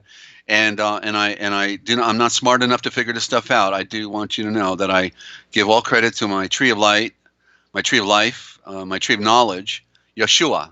Okay, all things came through him. He wanted me to share with you what we're sharing in this broadcasting. Okay, it's his will. It's not me. If I wanted people, if I wanted to stroke my ego, I think I would have gone by my legal name, right? So all my friends in school back in New Jersey, Edison and Piscataway in that area, New Brunswick, would then, oh, there he is. There's Bubba. Yeah, I remember Bubba in school, but no, I don't, it said a good name to be chosen over the wealth of this world. So I'm on the journey with you. I'm still trying to figure out a few last pieces of the puzzle. I'm still working on this serpent, the serpent that doesn't seem to want to die sometimes. I'm still stepping on him, I'm crushing him, under my heel, and he's still alive, and I can't figure it out, but I'm almost in a transformed state, so to speak, in the metaphor of, receiving some great things. I know some great things are about to happen within my spiritual journey, and I want to think it's also the same for many of you. And you needed the keys. You needed the keys because you've been lied to all your life. So what are we going to do? There's that slimy, slinky, slanky, snaked, sneaking around, thinking nobody's going to notice him. Don't look at me, man. Hey, man, you looking at me? Look at yourself. You think I'm funny? Look at you, man. Serpent. Yeah. You're nothing but a dirty bag of fluid, serpent. Yeah. And that's right, you're a dirty bag of serpent fluid too. You know, so we've all got to kill the serpent because he's just too demanding. You know, he wants to be worshipped. He wants to, you know, to be fed. He wants to be groomed. He wants all of this stuff. You know, and a brand new automobile and a prestige and all these other things that just can't go back to where we come from, because these are of the lower world, ladies and gentlemen, and it's just an amazing trip we're on, you know, and it is a miracle. It is a miracle to be redeemed from this lower world, okay? And that's what we have to realize, how serious it is, how you have to hit the books, how you have to know, hear some things you've never heard before. And there's that six-pack again, you know, I tried giving up the six-pack, you know, and I think I've done a pretty good job of it, because a lot of the time under persecution and loneliness, you know, you like to have a little beer and pass out at night, you know, because it's a lonely world, and when you got the psychopaths coming for you because they know you know too much, it's and they're all, you know, preying on society, and they know, you know, and then, you know what I mean, and so it's been really really challenging, and it's so fantastic not to be alone anymore, you know, not to be alone. I never was alone, really. I knew that, but it's when you're by yourself, and it's Yeshua, and he's invisible, you know, because you can't look him, you know, in the eye like we can look each other in the eye. That is the greatest test, to be able to follow him in this darkness of this world, and to follow his light that is shining, and to hear his subtle voice, and to read his statements within metaphor and symbol, within the visions that he gives you, you know, to then interpret properly the vision itself, you know, is a profound thing. I know that the more we wake up consciously to this reality, then we then have a greater communication with him. You see, yeah, we have a greater communication, and maybe we can make one like that, Shelley, that will say actually Yal Shulan Va, and we don't have to do it today, but I'll spell it, because see, you're showing what I call the middle of the road spelling, because I knew I couldn't go too far, but I want you to get the primitive, so I'll spell it out in the chat right here. Okay, so Ra Ya Y A H L L S H O O L A-N V-A-T. Okay, there you go. Yal Shulan Va. Yal is that which goes round. There's your dial, right? The dial, the big dial is the sun and earth going around. The moon is going around. Shul, there's your school, knowledge. Yal Shul. And in the Deutsch, it's Shulan. And the An is the one, so it means the one knowledge. Because there is only one voice. That's what universe means. Universe means one voice, you see? And because it's the message of the one. There is no one beside him. There is only the one, and he is manifest within all of creation, and we can't read his symbol, and therefore we're kind of lost in La La Land by the deception of priesthoods that got us thinking this way. Well, one of the first deceptions of the priesthood was taking a monotheistic knowledge of the play of the one into a polytheistic notion of many gods. You know what they call many gods. So the god of the automobile, the god of the street, the god of the house, the god of the water, the god of this. See, and that polytheism, as the priesthood said, you know, is really good for business, because boy, you know, we got them coming and going on, you know, and buying trinkets, and you know, and just.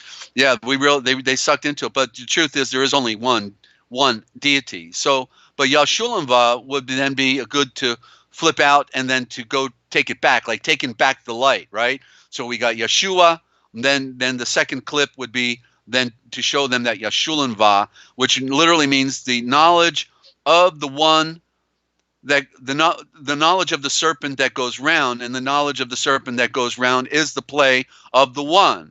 There's one serpent, and that is creation. Creation is a serpent. The sun is the serpent. You see? And so certainly Adam and Eve, Keva and Dik Hadam, were serpents. And but it was Yeshua or excuse me, Adam, who was this, when it said the serpent, it said actually, when you look it up, it's the Avram, the Zavram, the star ram. So all of the words were changed so that we would not get the correct original thought, because they didn't want us to know who we really are and the power of these words once we can know the real original meaning. We just look in the book. It didn't say serpent in the Strong's Concordance. It said Avram, okay? Star ram. And so I've already gone through all of this on another program. We'll do it again in the future. But the trick has been played on us. So when it said he was more subtle, now I may be between the two words. No. Yeah, okay. So the serpent was the Naga. That's right. Went back to Naga, and then that is the navigator. So excuse me. So the serpent is the navigator, which is the original word for prophet. That's where we get the word prophet. I told you where we get the word sovereign, which is in Abram and Abraham. It's really Zavram and Zavramhaim. That's the word sovereign, the star ram.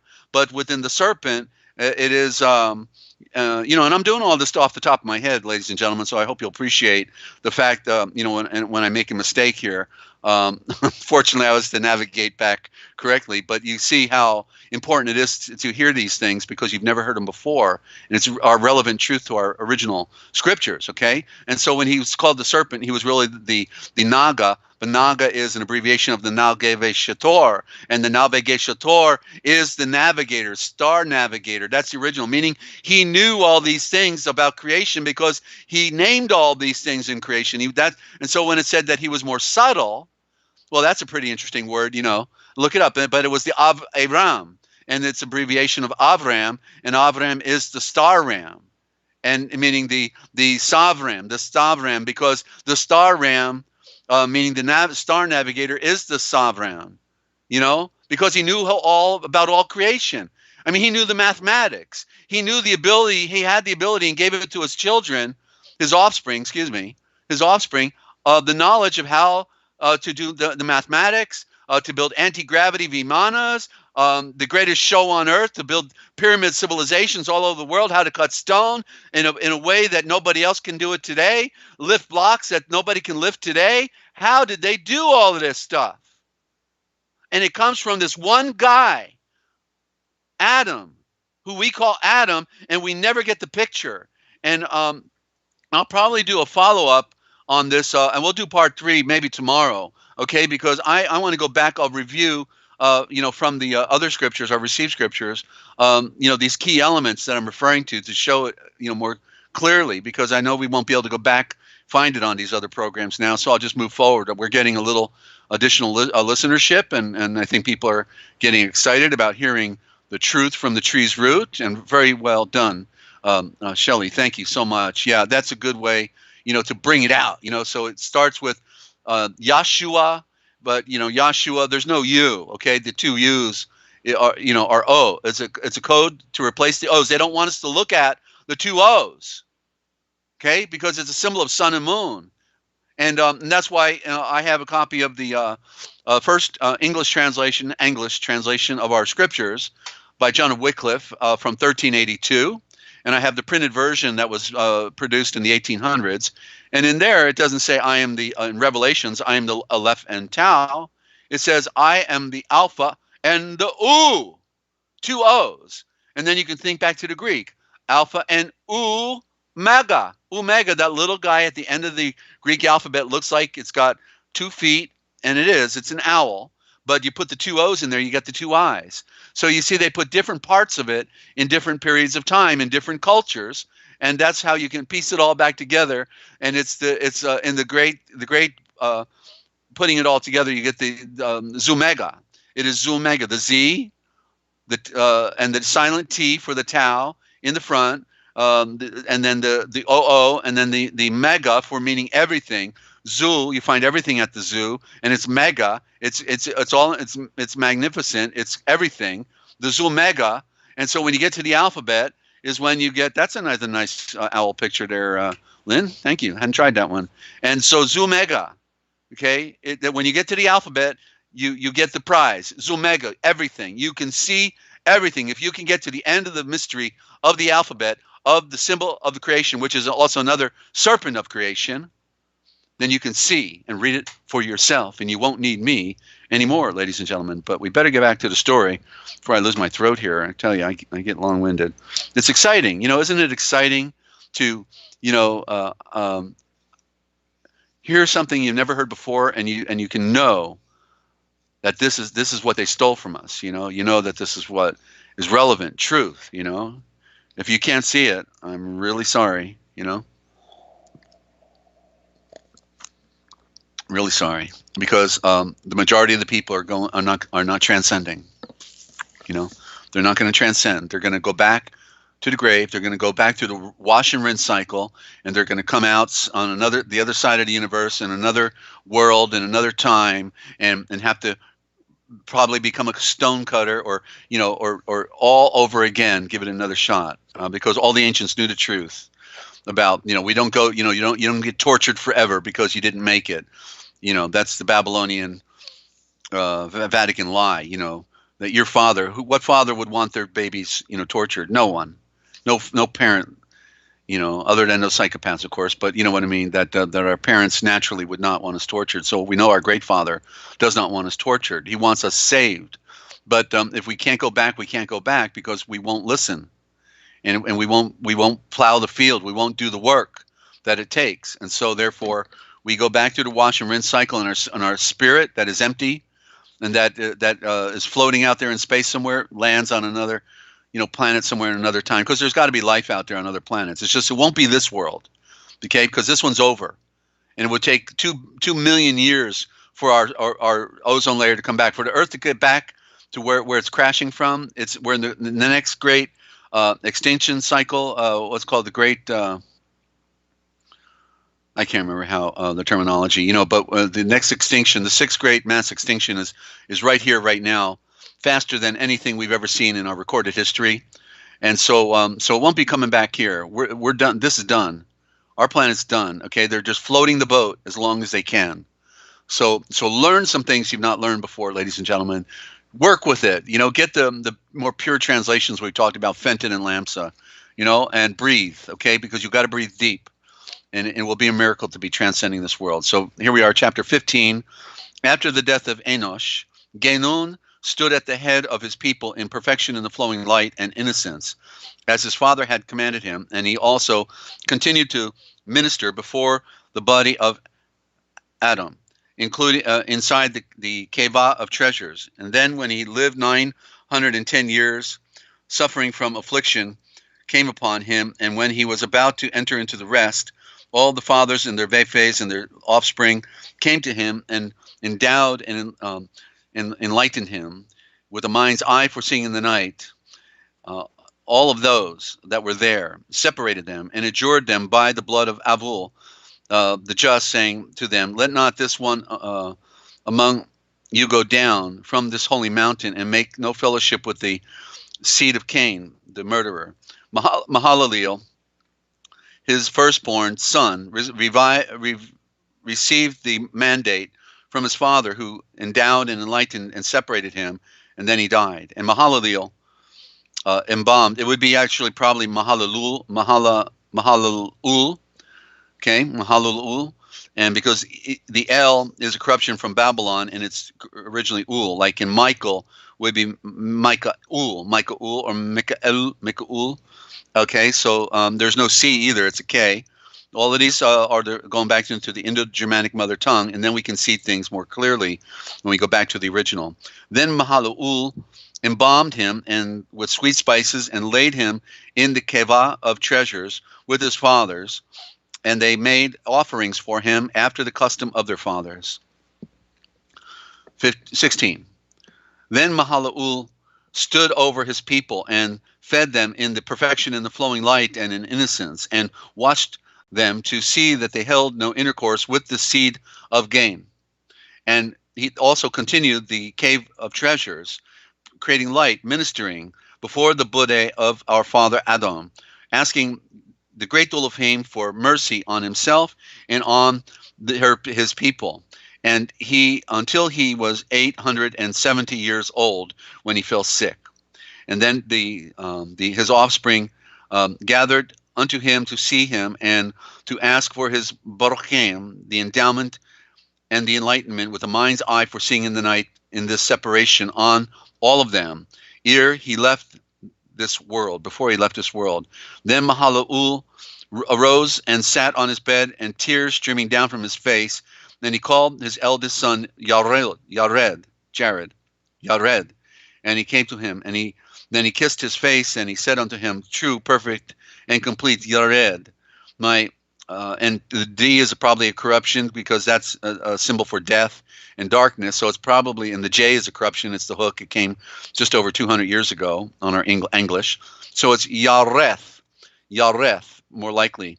Yareth, my son, I adjure you by him, the one of the many who made the sun, earth, and moon, and all the stars to watch over your people and to feed them in perfection in the flowing light and in innocence, and not to let one of them go down from this pure anointed mountain and to the seed of gain, lest he perish with them. Give ear, my true, perfect, and complete Zan.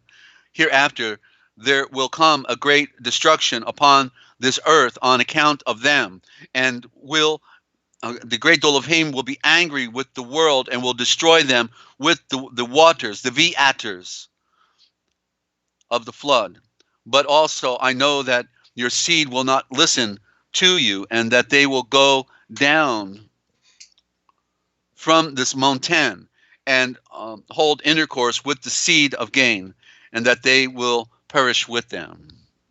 We got to turn on another light here. Stand by. Oh, yeah, there we go. And I think I'd like to just have some of my tea right here, so forgive me. But we're on the broadcast, and what can we do, ladies and gentlemen? And just want to, got to pay. I'm over 60 now, so go figure. Got to chase my voice. I used to be able to talk without a problem, nonstop, but the cells wear down, as they say, and then they put us in a cell at one point, and that's a lot of fun. But here we are. We're doing it. We're making history, being a part of history, because somebody's got to do it, and I'm just a glutton for punishment to do that, because it's most people are not willing to step out and to put themselves on the front line like Dane excuse me, Dane Wigington. I'm no longer a political activist. Dane is at the moment, and that's okay. My heart goes out to a lot of the political activists because they're not, you know what I'm saying, that there's little time to figure out our own dilemma, that this is not our world, and yet others are trying to save the world, and it's a noble cause, and may Dane live forever through his effort, and I know that something great will happen for him and his family because of what he's doing. Absolutely, because he loves the creation. He just doesn't like phony Christians. That's what it is. He sees the phoniness in that, and so therefore he may not, come at life on that straight line that is being offered because of the betrayal by psychopaths and their followers, the Jesuit priests and the Masons and their followers. They played the spell, and put the spell on everybody. And yes, amen, brother, yeah, hallelujah, woohoo, and they're just dancing up and down and having a party, and then they go home and they say, "What'd that guy say? I don't know, but let's go back next Sunday and do it again." Okay, yeah, that was pretty good. I got excited over there. They really dance really well, and but yet they never have an intelligent, enlightening, other than false hope and false trinkets and false knowledge, and reading the Babylonian terminology, bless, and what I'm saying, blast, and it's yeah, it's amazing, where we are, because we're in voodoo land, and we've got to get out of the trap, ladies and gentlemen. It's a trap, a trick, and a trade, and we need to get off the merry-go-round of the track and the trip and the trade. Okay, so so continuing now, but I also know that your offspring will not listen to you, and that they will go down from this mountain, and they will hold intercourse with the seed of Cain. Okay, I'm just going to use Cain here for a moment. And see, now we're right at it. We're right at this is the proverbial story. You've been hearing all the time when it said that the Watchers came down somewhere from like the sky, but they don't kind of define what part of the sky, where in the sky, or and so here it says that they came down from this mountain. Now, weren't we just talking about the children of Adam?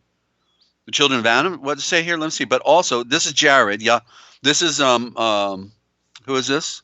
Mahalaleel, talking to Jared, and he's saying, but I also know that your children will not listen to you, and that they will go down from this mountain and hold intercourse. Well, isn't that what they said about the Watchers? That they were these invisible creatures with wings on their back?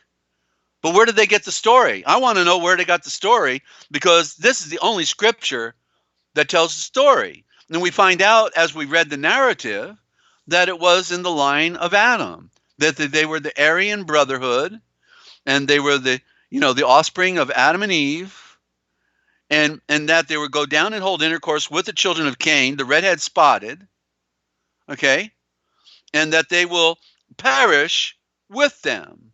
In other words, they will end up in chains of darkness, because they will sell out their birthright of being the sun gods, the sun Elohim, the Elohim of the sun. That's the better way to say it, which was corrupted into sun gods or sky gods.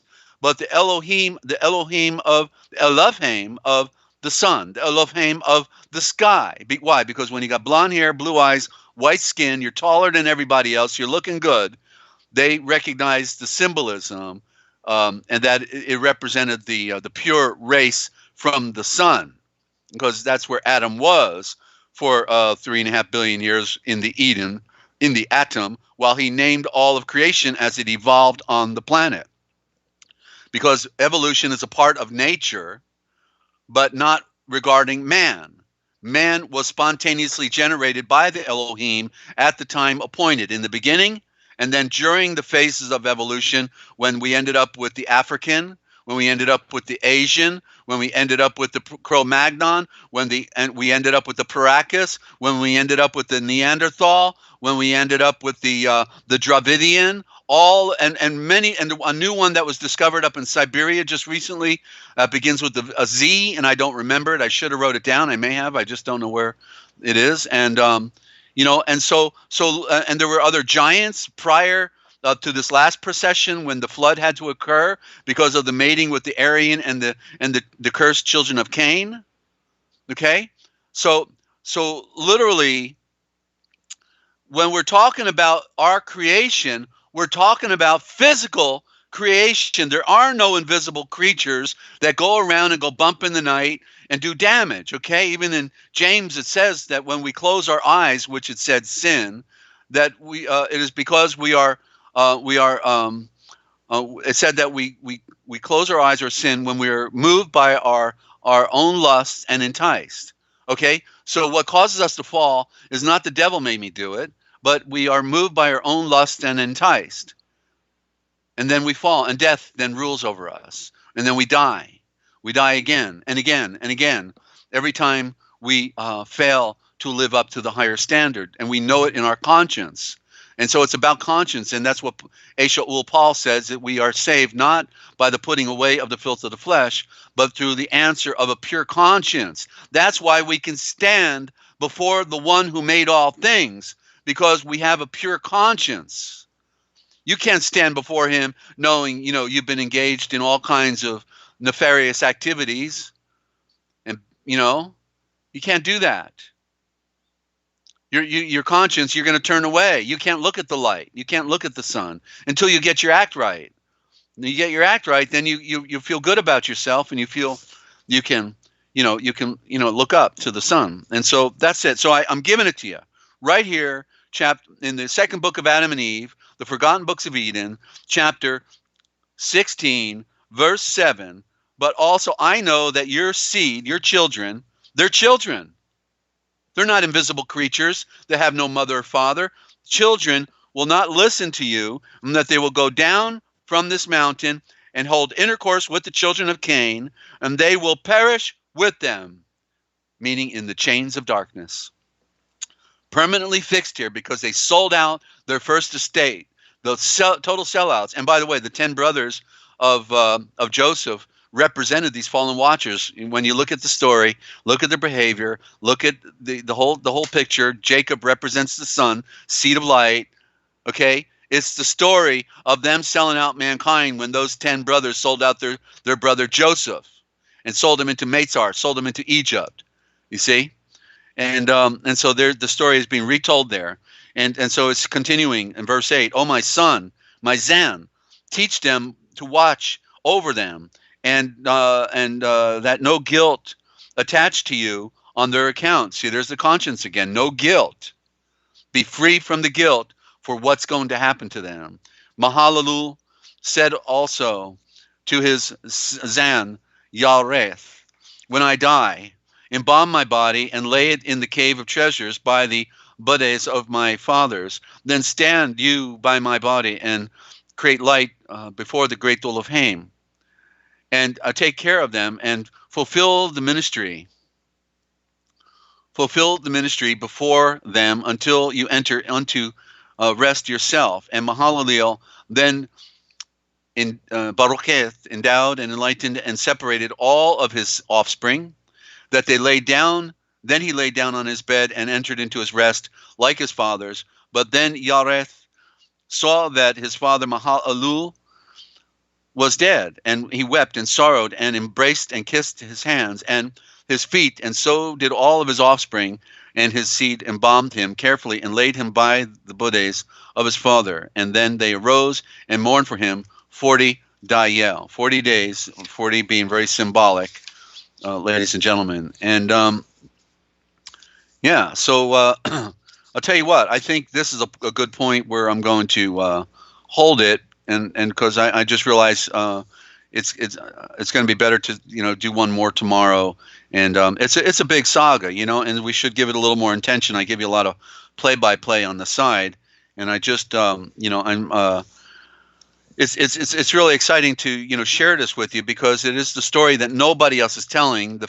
The feds and their control of the what's called the identity movement, and the people that think the whites are better than everybody else and all that stuff are taking control of the narrative and hitting the mantra, or the other double troubles, that the fallen ones, the fallen watchers are invisible creatures with wings on their back, and the third of them fell from, but they never show you these scriptures. They never, they just get this story has been created, and people retell it. They're just parrots. Remember what I said, they're parrots. And yeah, Ninja can call in today. If she wants to call in, I'd be glad to take a call. But they just parrot. That's all. Jesus loves you. Yes, I know, for the Bible tells me so. I know because somebody else told me, and so it's just it's a great tragedy, ladies and gentlemen, that nobody is on the discovery road. They're not self-discovery, not discovery in scriptures, not seeing and reading it for themselves. But somebody, please tell me something so I can repeat it, because I can't figure anything out myself. I can't get a revelation. But yet Yeshua is here as our elder brother to enlighten us. He's here. He's always been here. He's closer to you than you are to yourself. He knows you better than you know yourself. And he wants to save us, but we have to surrender the ego, and and there's like this saying that I've had, you're not in control, because the control is a con, right? You didn't make yourself, you didn't put yourself here, somebody else did, and so to think you've got control over your world, over your life, is a con. So you have to surrender to the truth, and surrender is the soul rendering to the light, rendering to the soul, rendering to the light. And by soul rendering, then you can be set free, because you never were in control. That's just another illusion. You're not in, you didn't put yourself here, and you can't keep yourself here. You're going somewhere, whether you like it or not. And so you've got to deal with your reality, that there's a greater cause and purpose of you being here, other than playing computer games and watching the ball game and just wanting to throw the line in the river and catching fish. Okay, there's a bigger catch out here. And the bigger catch is your eternal walk. Where are you going? Where are you going to be? It's all a great mystery. But you are far more than you realize you are. Where you can go, what you can be is beyond anything you have yet imagined. It's all in the script. He wrote a book, you know, he put the stars up and created pictures in the sky, hoping you might look up there and say, wait a minute, there's pictures up there. Big Dipper, this guy shooting a bow and arrow, a Little Dipper, a pyramid. The guy's pointing his bow and arrow at the first letter of the alphabet, the pyramid. Wait a minute, did somebody put that? How did that happen? That couldn't be by accident. There must be a higher consciousness up there that's trying to communicate with me. Whoa. And then I look at nature and I start reading the symbols of nature and realize that they're all metaphors for our existence on Earth. The animals and the primates, and when you cross the word animal with primate, you get animate and primal. You know, animate, the primals animate. They're animating life like you're not supposed to be a serpent, you know? Crush the serpent on your feet. What do you want to do whenever you see a snake? You want to jump and run, or you want to kill it, right? But yet you don't want to kill yourself. When you have to die, you know, if you want to live, you have to die. There's two of you. One of you has to die so that the other can live. And that's part of the great mystery. And Ninja, are you calling in? Just got to let the cats in. Okay, Ninja Cat's got to let the cats in. Okay, figures. The cat gets priority over the owl. That's okay. I can wait because she's been a great help. And she's got a bum toe to boot now, and I guess she's limping over there. So, but anyway, I realized I got long-winded today again, ladies and gentlemen, as usual, and I don't want to run the program over anymore. We've done I don't know how long we've done, about 3.5 hours. Okay, that's long enough. And but I you know, there's so much ground to cover, and I'm getting my rhythm back. You know, like I say, I couldn't ramp up. I kept getting sabotaged over here, surrounded by Freemasons, and they hate my guts, and they told me what they really want to do with me. And but we've got Ninja on the phone, and we've got Ninja Cat 111. Is this the real Ninja Cat or the other one? Which one is it? Depends on what you interpret as real. Is it? Well, that's true. Maybe then it's the illusory Ninja Cat, or do we really know what time it is? And does anybody really care? So, what's up? Not much, really. Okay, well, there is something up much right now. Shelley just got a beautiful new live caller banner. That's beautiful, Shelley. Keep it, okay? That replaces the other one now. This one's far better. Is she just? I mean, is she doing $1 million presentation or what? I mean, she didn't even want to do this. Practically had to break her arm. She knew if she didn't do it, I wouldn't be doing my own production anymore. You know, so she's come to another level. I knew she was good, but you know, I didn't know she was this good. Yes, I love that. I love the graphics during the music break, during the song. That was amazing. Like with the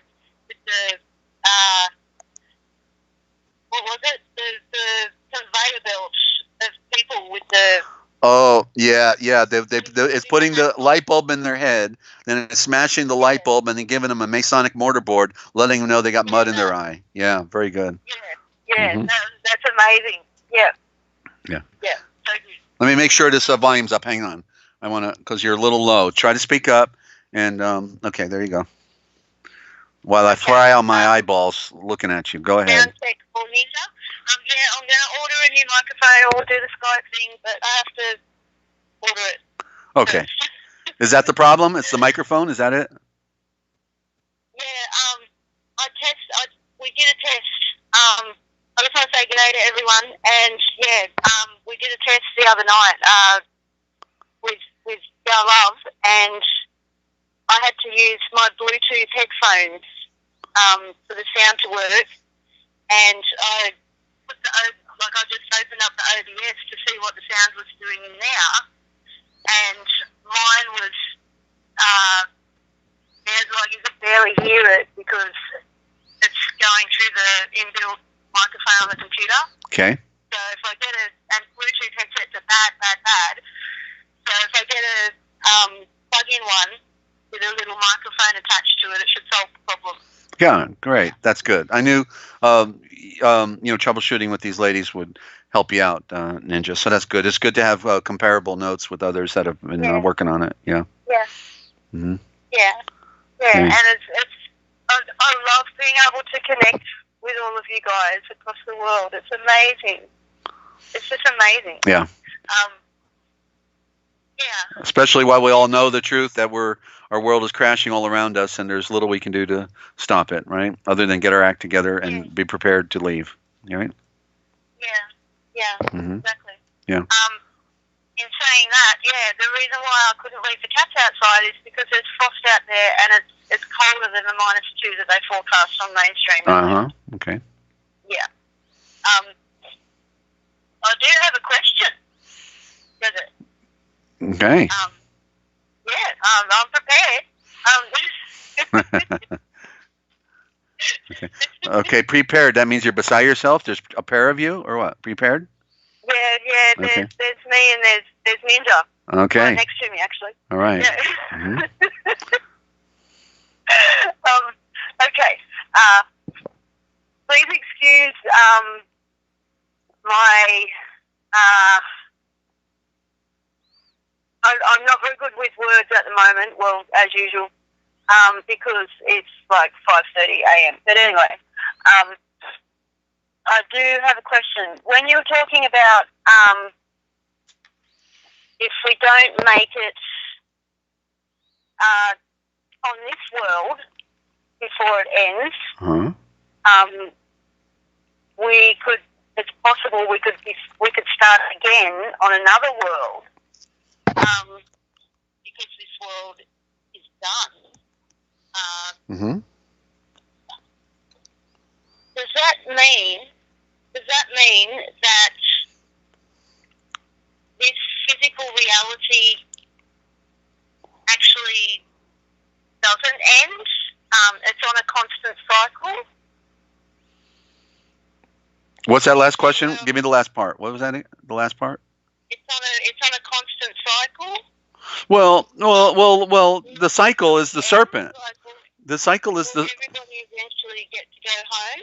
Well, no, because the divine love is such that it allows for people to have opportunity to go back home, but as we know with the fallen watchers, and we'll pick up the rest of the story, of course, tomorrow.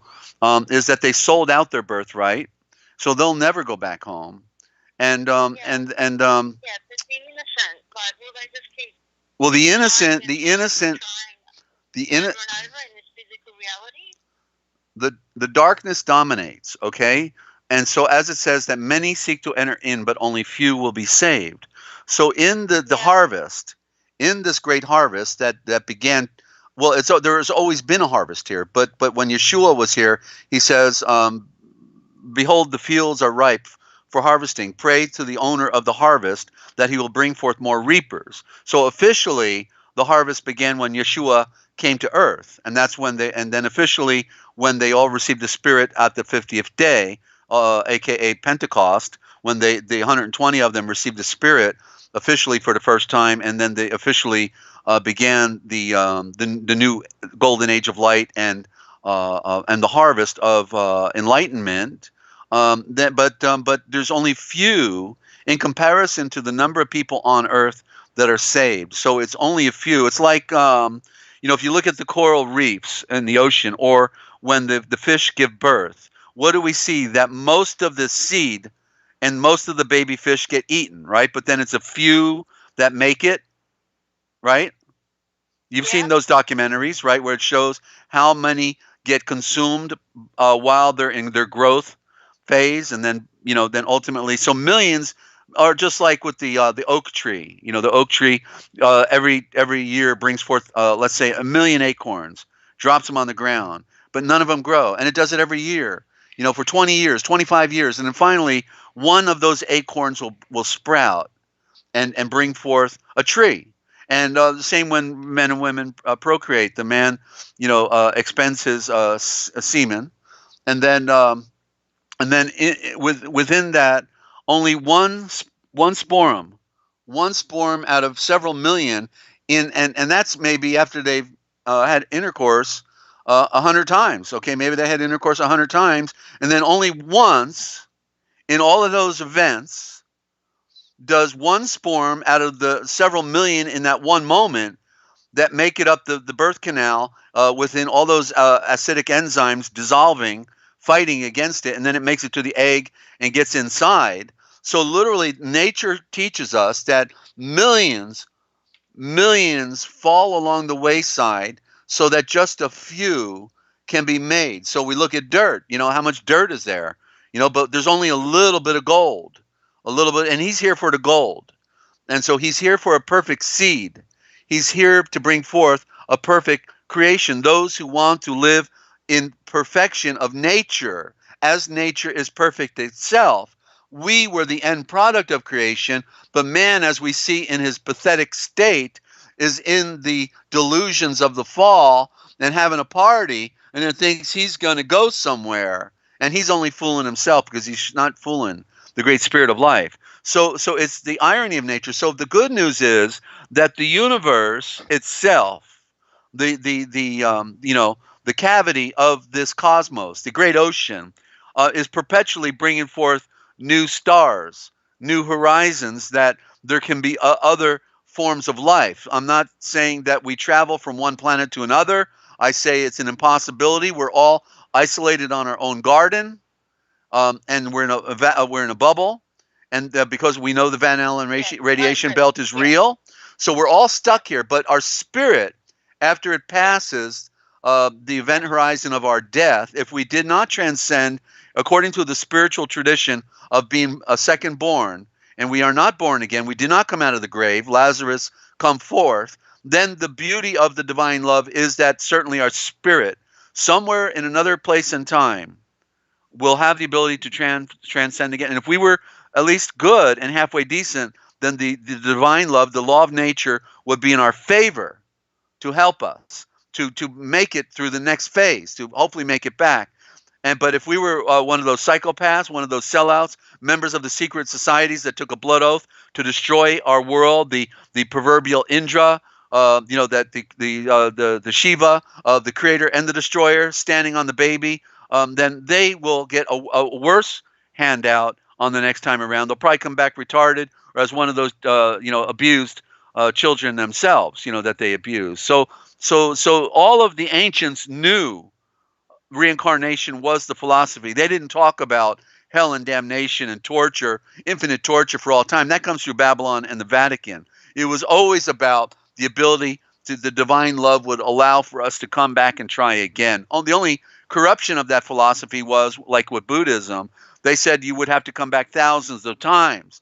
And that I don't think is true. It's just that, if you don't make it this time and you've worked hard, but you failed to meet your test, whatever that means, then the divine love will be in your favor next time around, and hopefully the next time you would make it. I'm not making a provision for failure on this round because I don't ever want to come back, and so I have full determination of fulfilling my destiny within the spiritual calling of enlightenment and surrender and perfecting the self. Okay, so it's a work, it's a walk, it's a wake up, and it's a whack in the head.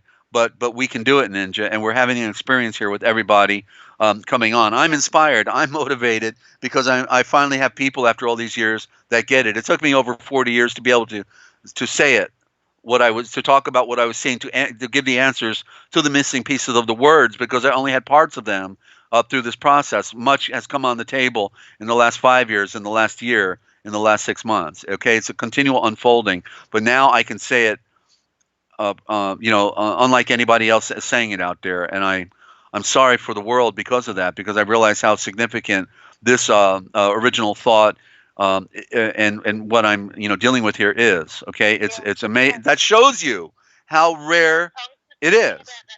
Yeah. When I was answering the comments on your How? 1 year anniversary visit. Yeah, and you did a great job. Thank you. And I just want to say, so like the scripture, says, how can people transcend if they can't hear?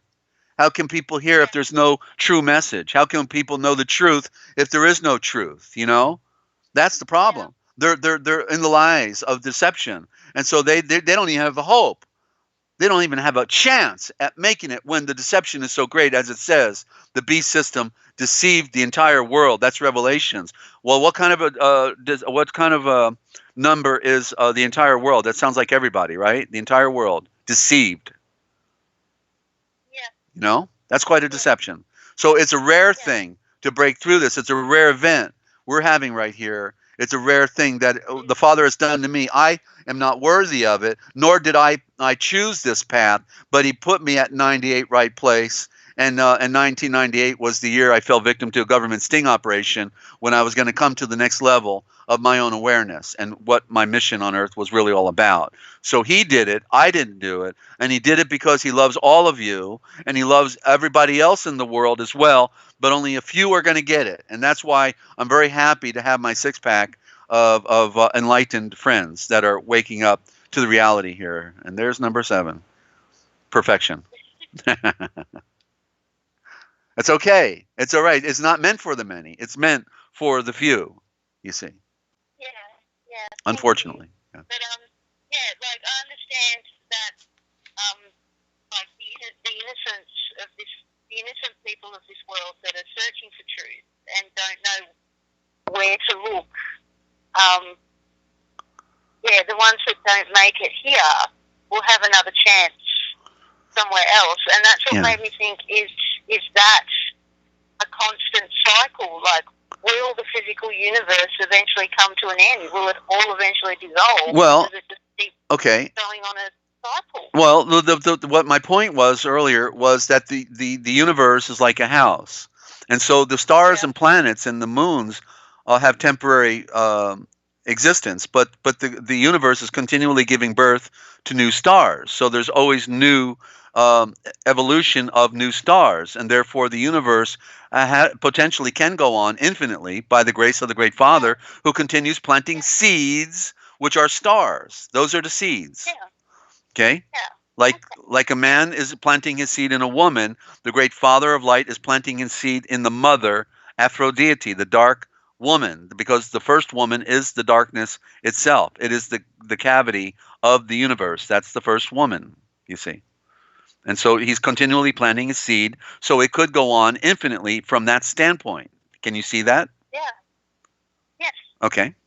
But a star, but that's why I was wondering. Yeah, but a star that has a beginning, the seed, ultimately has an ending. So that our sun in our solar system one day will end, although it seems to be perpetually maintained by the center of our galaxy, by what we call a black hole, but which is really pure energy. It is as vast as the solar system itself, or the galaxy itself. Excuse me. So it's sending out its energy to all the stars that are in the flat line, like a pancake. They're all receiving the energy, and so it's really a great mystery. But yet we know that anything that has a beginning has an ending. But yet the cavity of the universe itself could be perpetually giving birth to stars. And so therefore, those who are lost in this realm of darkness and don't transcend, no doubt, there will, if there's life on this planet, nature is telling us that there is duplication throughout the universe. So there is likely hundreds of other planets out there with life on them, just like us. Same story, another Adam and Eve, still going on. Same symbols, just a little different in features, always different. The infinite qualities and differences within nature, even within our own human race, because there's only one race. They got us divided again with black and white and yellow and and all that. But it's really only one race, and the Aryan race was no better. They only had one advantage. They had a knowledge that was endowed for them for the special purpose of serving mankind. But instead, it became a self-serving instrument for a culture, but it was meant to be. In other words, it didn't happen by accident. Yahweh knew that they were going to sell out and that they were going to then want to conquer the world, because what it did is it created a new type of society that was using agriculture to feed many, where the primitives went harvesting from nature and hunting and gathering. The Aryans introduced agriculture, then they introduced metallurgy, then they introduced stone cutting, then they introduced with the metallurgy anti-gravity and the great Vimanas. So they brought us the age of the proverbial age of the Atlantean ideal, which was a greater type of society, where today the result of our iPhones and our computers and our skyscrapers and everything we use is a result of the knowledge that was breathed into Adam from the beginning. That was breathed into him. That knowledge, the mathematics, the ability, the knowledge of all things in creation. They inherited that legacy. We have been denied it and enslaved by it, while they run it from behind the scenes. The few, who they are, wherever they are. And I talk about that, of course. I do identify those places and their priesthood, and all that. Mm-hmm. Wow. Thank you, Desert. That was amazing. That was a program in itself. This is phone call. Ah, great. Well, we couldn't have done it without you, Ninja. And my head is spinning. I think I'm ready to watch Dane Wigington and to sit back and have dinner. Yeah. Thank you. I've been on an egg roll for about 3 hours. Been waiting for a deprogramming fix for. Yeah, it's been a tough week. But yeah. Thank you so much. And you engineer, thank you. And when are we on with Ninja Cat 111 now? Give out the times. Mondays and Fridays, 10 a.m. Eastern Standard Time, US, which is Mondays and Fridays, 12 midnight, Eastern Standard Time, Aussie time. In Australia. Yeah. Okay. All right. So please join. All right. So thank you for calling in and for being there, and we'll be on tomorrow at 12 noon again on Forbidden History Live. Yeah. Mm-hmm. Sorry I was late for this one. I apologize. Well, no, that's all right. You're entitled to sleep. You're always here, so I just noticed you weren't there. That's when I noticed. I said, wait a minute. All right. So we got you. Yeah, I'll show up eventually. I'm sitting smooth. Uh-huh. A fair bit. All right. Yeah. The program will be over by the time I turn the computer back on. Yeah. So, okay, Ninja. Well, again, thank you. And how's your toe doing? Is it getting better? It's getting better, but that's been the challenge this week. Okay. Like it seems me wanting rest is a trigger for Mum to make me work harder. Okay. Yeah. It just like it doesn't hurt most of the time, but if I walk around, like I'm still hobbling around on the walking stick, but it's only to stop me from because I have to keep my foot flat. Yeah, so walking around on it constantly hurts, and it's exhausting just because of the way I have to walk with it. Right. Okay. Well, bottom line is it's getting a lot better. Good. It's getting all right. a lot better. Right, but you're not going to close your laptop with your foot anymore, right? Because that's a rough way to do it. No, I've learned my lesson. Right, yeah. I can see you sitting back in your chair, just reaching your foot out to close your laptop, rather than leaning forward and doing it the correct way. Yeah. Mm-hmm. I actually realized. Thank you, that's funny. I actually realized what I must have done. My hands, like I'm getting old. My hands aren't working as well. Like they're not even anymore. My grip is like the cold weather doesn't help here at the moment. All right. But my grip in my left hand isn't that great, and I didn't realise that. And I was trying to carry too much at once, as per usual, and I picked up the computer, and I just didn't have the grip, and it just slipped out of my hand. And I've realised because I'm one-handed with the walking stick at the moment, I'm using my left hand a lot, and that's when I realised that the grip isn't that great in my left hand. Right. Yeah, well, that's where doing a little bit of calisthenics and workout will really be worthwhile. And I'm doing it. Everybody's got to do it because we're about to face rough times, and so we need to focus on excellent nutrition, stop eating the garbage, and do some calisthenics and work out. But don't breathe deep because it's not good to breathe anymore. So maybe have to put on a facial mask or something when you're working out. It's really tragic. It's a double whammy because you want to work out, and then at the same time it's no longer safe to run out there anymore. I used to love jogging. I've been doing it all my life, and now I can't run any. I just don't see any point in going out there running. I'd rather work out with my upper and lower body bicycle, where the arms move back and forth and you pedal, so I get full body workout. And and I do all my workout inside now, and that's, I think, the better way to do it. Yeah, I used to love going out for walks, but it's either the cold's either too intense, or in summer the heat's too intense. Yeah. And I know what you mean. It's not pleasant anymore, and I can't go out for walks looking after Mum all the time anyway. Mm-hmm. So. Yeah. All right. Yeah. Live caller. Okay. Ding ding ding. Yep, we have another winner, ladies and gentlemen. She wins the prize every time she calls in. I can't get over it.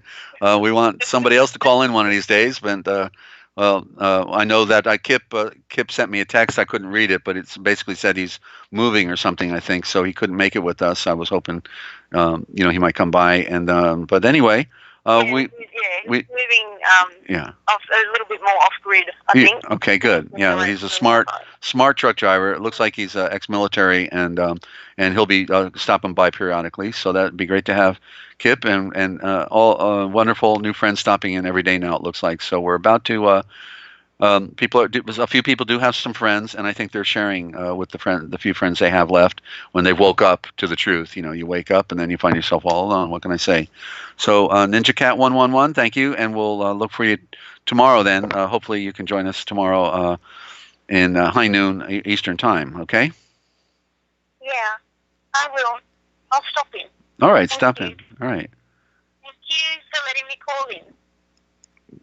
Again. Well, my pleasure. Okay, and you're a part of the program. The check's in the mail, so don't worry about it. Okay. All right. All right. Love you guys in the chat. And peace and light to you always, Desert, and everybody else. Thank you, Ninja. Yeah. All right. No worries. All righty. We'll see you on the chat. Peace and love. Bye bye. Okay. See ya. See you. All right. And that's Ninja Cat 111, and Ninja does a great job. She was all alone too. I was alone. She was alone. She was targeted. I'm targeted. They're following her. They're following me over here. It's rather interesting what brings us all together. But we all kind of took. We refused to take the Kool-Aid. That's our problem. We're not going to take the Kool-Aid, and we're just going to try to be set free by the enlightenment that comes, and hope that we can tell somebody. We all go out of our way to try to tell other people.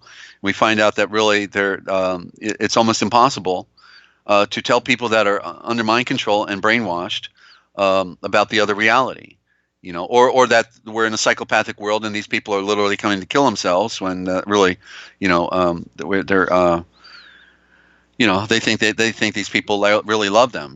They kiss our babies, then they kiss us off, and they kill our babies later on. That's really what they do, isn't it? They kiss our babies, then they kiss us off, then they kill them later on by putting them on the front line. And their babies never go to the war. So so there you go, ladies and gentlemen. I guess we've got to wrap, and what we're going to wrap it in, I don't know, but we've learned how to make lemonade out of lemons, and we say it unlike anybody else out there can say it. There's a lot of great researchers out there. I'm not taking away from any of those great researchers. I have also benefited from a lot of those great researchers out there. There's a lot of good people that are doing their best. They know the problem, but yet some want to save America, some want to save the planet, and some want to. It's tough. But the good news is that we are not from this world. We're foreigners to this world. All of the animals are native to this world. They're natural to this world. It's a natural world with of a creation, but it's in a primitive form. We are of a higher order. We are direct from the light in that sense, by virtue of being spontaneously generated, not evolved, but spontaneously generated, where all of nature evolved over a long process of time, over billions of years. We can see clearly in the historical record, in the walls of the Grand Canyon, in the great arches of Utah. All the deposits in the ocean. All the evidence. You got to really close your eyes really hard to think that you were created just all of Earth came to be 6,000 years ago, or 8, or whatever. They even got people to think it was only 5,000 years ago now. Because nobody really pays attention, nobody cares anyway, so they'll buy into it. That sounds good to me. Sure, yeah. But the truth is, when you look at the evidence, so the scriptures are correct. They what they did is they altered them on the altar. When it was really 6 great periods, 6 billion years of creation, not 6 24-hour periods, but 6 great periods. That's what period means, great age, period. Okay, and so the priesthood took control of our scriptures. They sliced them and diced them and fricasseed them, and then put them back together and said, "Here's your scriptures. You read them, slave, and we'll tell you what it means. You don't tell us anything." Okay, and so the good news is Yeshua has been here from the beginning. He saw the trap, the trick, and the trade, and he finally reveals it, because he's the white serpent when they're the black serpent. Okay, so so he's a revealer. That's his job, and that's what he does. So I want to thank the Father above, for the miracle that we have to know these things, to hear the things that nobody else is breathing, and to have an opportunity to see and read it for ourselves, to pull it together before it's all said and done, ladies and gentlemen. Don't forget, again, Dane Wigington coming up next on Dane Wigington on YouTube.com. I'm really losing my voice now. And then tomorrow we'll play it one more time. We'll do part 3, and the final elements of the fall of the Aryan Watchers. We're there now. We now identified them as being Aryan, the direct seed of Adam, not invisible creatures with wings on their back. Okay, so I'm really glad you tuned in. I do hope you tell your friends. I hope that you'll share this link. You can send it to other people by email. Help us to, if you cared about this information, if it means a lot to you, then you'll know how important it is for everybody out there. Their lives are important. All life is important. Okay, so let's breathe deep while we're inside, not outside, and on the inside, and then and tell a friend, won't you? And don't forget, if you want to know the future, I'm Dezert-Owl, telling you that you need to look for the forbidden history, because it's all right here. What they didn't want you to know, that we tell, because somebody's got to do it. So I'll look for you tomorrow. Okay? And thank you to all of you for tuning in. We'll see you. Starry, starry night, paint your palette blue and gray. Look out on a summer's day, with eyes that know the darkness in my soul. Shadows on the hills, sketch the trees and the daffodils, catch the breeze and the winter chills in colors on the snowy linen land. Now I understand what you tried to say to me, and how you suffered for your sanity, and how you tried to set them free. They would not listen, they did not know how. Perhaps they'll listen now. Starry, starry night, flaming flowers that brightly blaze, swirling clouds in violet haze, reflecting Vincent's eyes of china blue, colors changing hue. Morning fields of amber grain, weathered faces lined in pain, are soothed beneath the artist's loving hand. Now I understand what you tried to say to me, and how you suffered for your sanity, and how you tried to set them free. They would not listen, they did not know how. Perhaps they'll listen now, for they could not love you, but still your love was true. And when no hope was left inside on that starry, starry night, you took your life as lovers often do. But I could have told you, Vincent, this world was never meant for one as beautiful as you. Starry, starry night, portraits hung in empty halls, frameless heads on nameless walls, with eyes that watch the world and can't forget, like the strangers that you've met, the ragged men in ragged clothes, the silver thorn on a bloody rose, lie crushed and broken on the virgin soul. Now I think I know what you tried to say to me, and how you suffered for your sanity, and how you tried to set them free. They would not listen, they're not listening still. Perhaps they never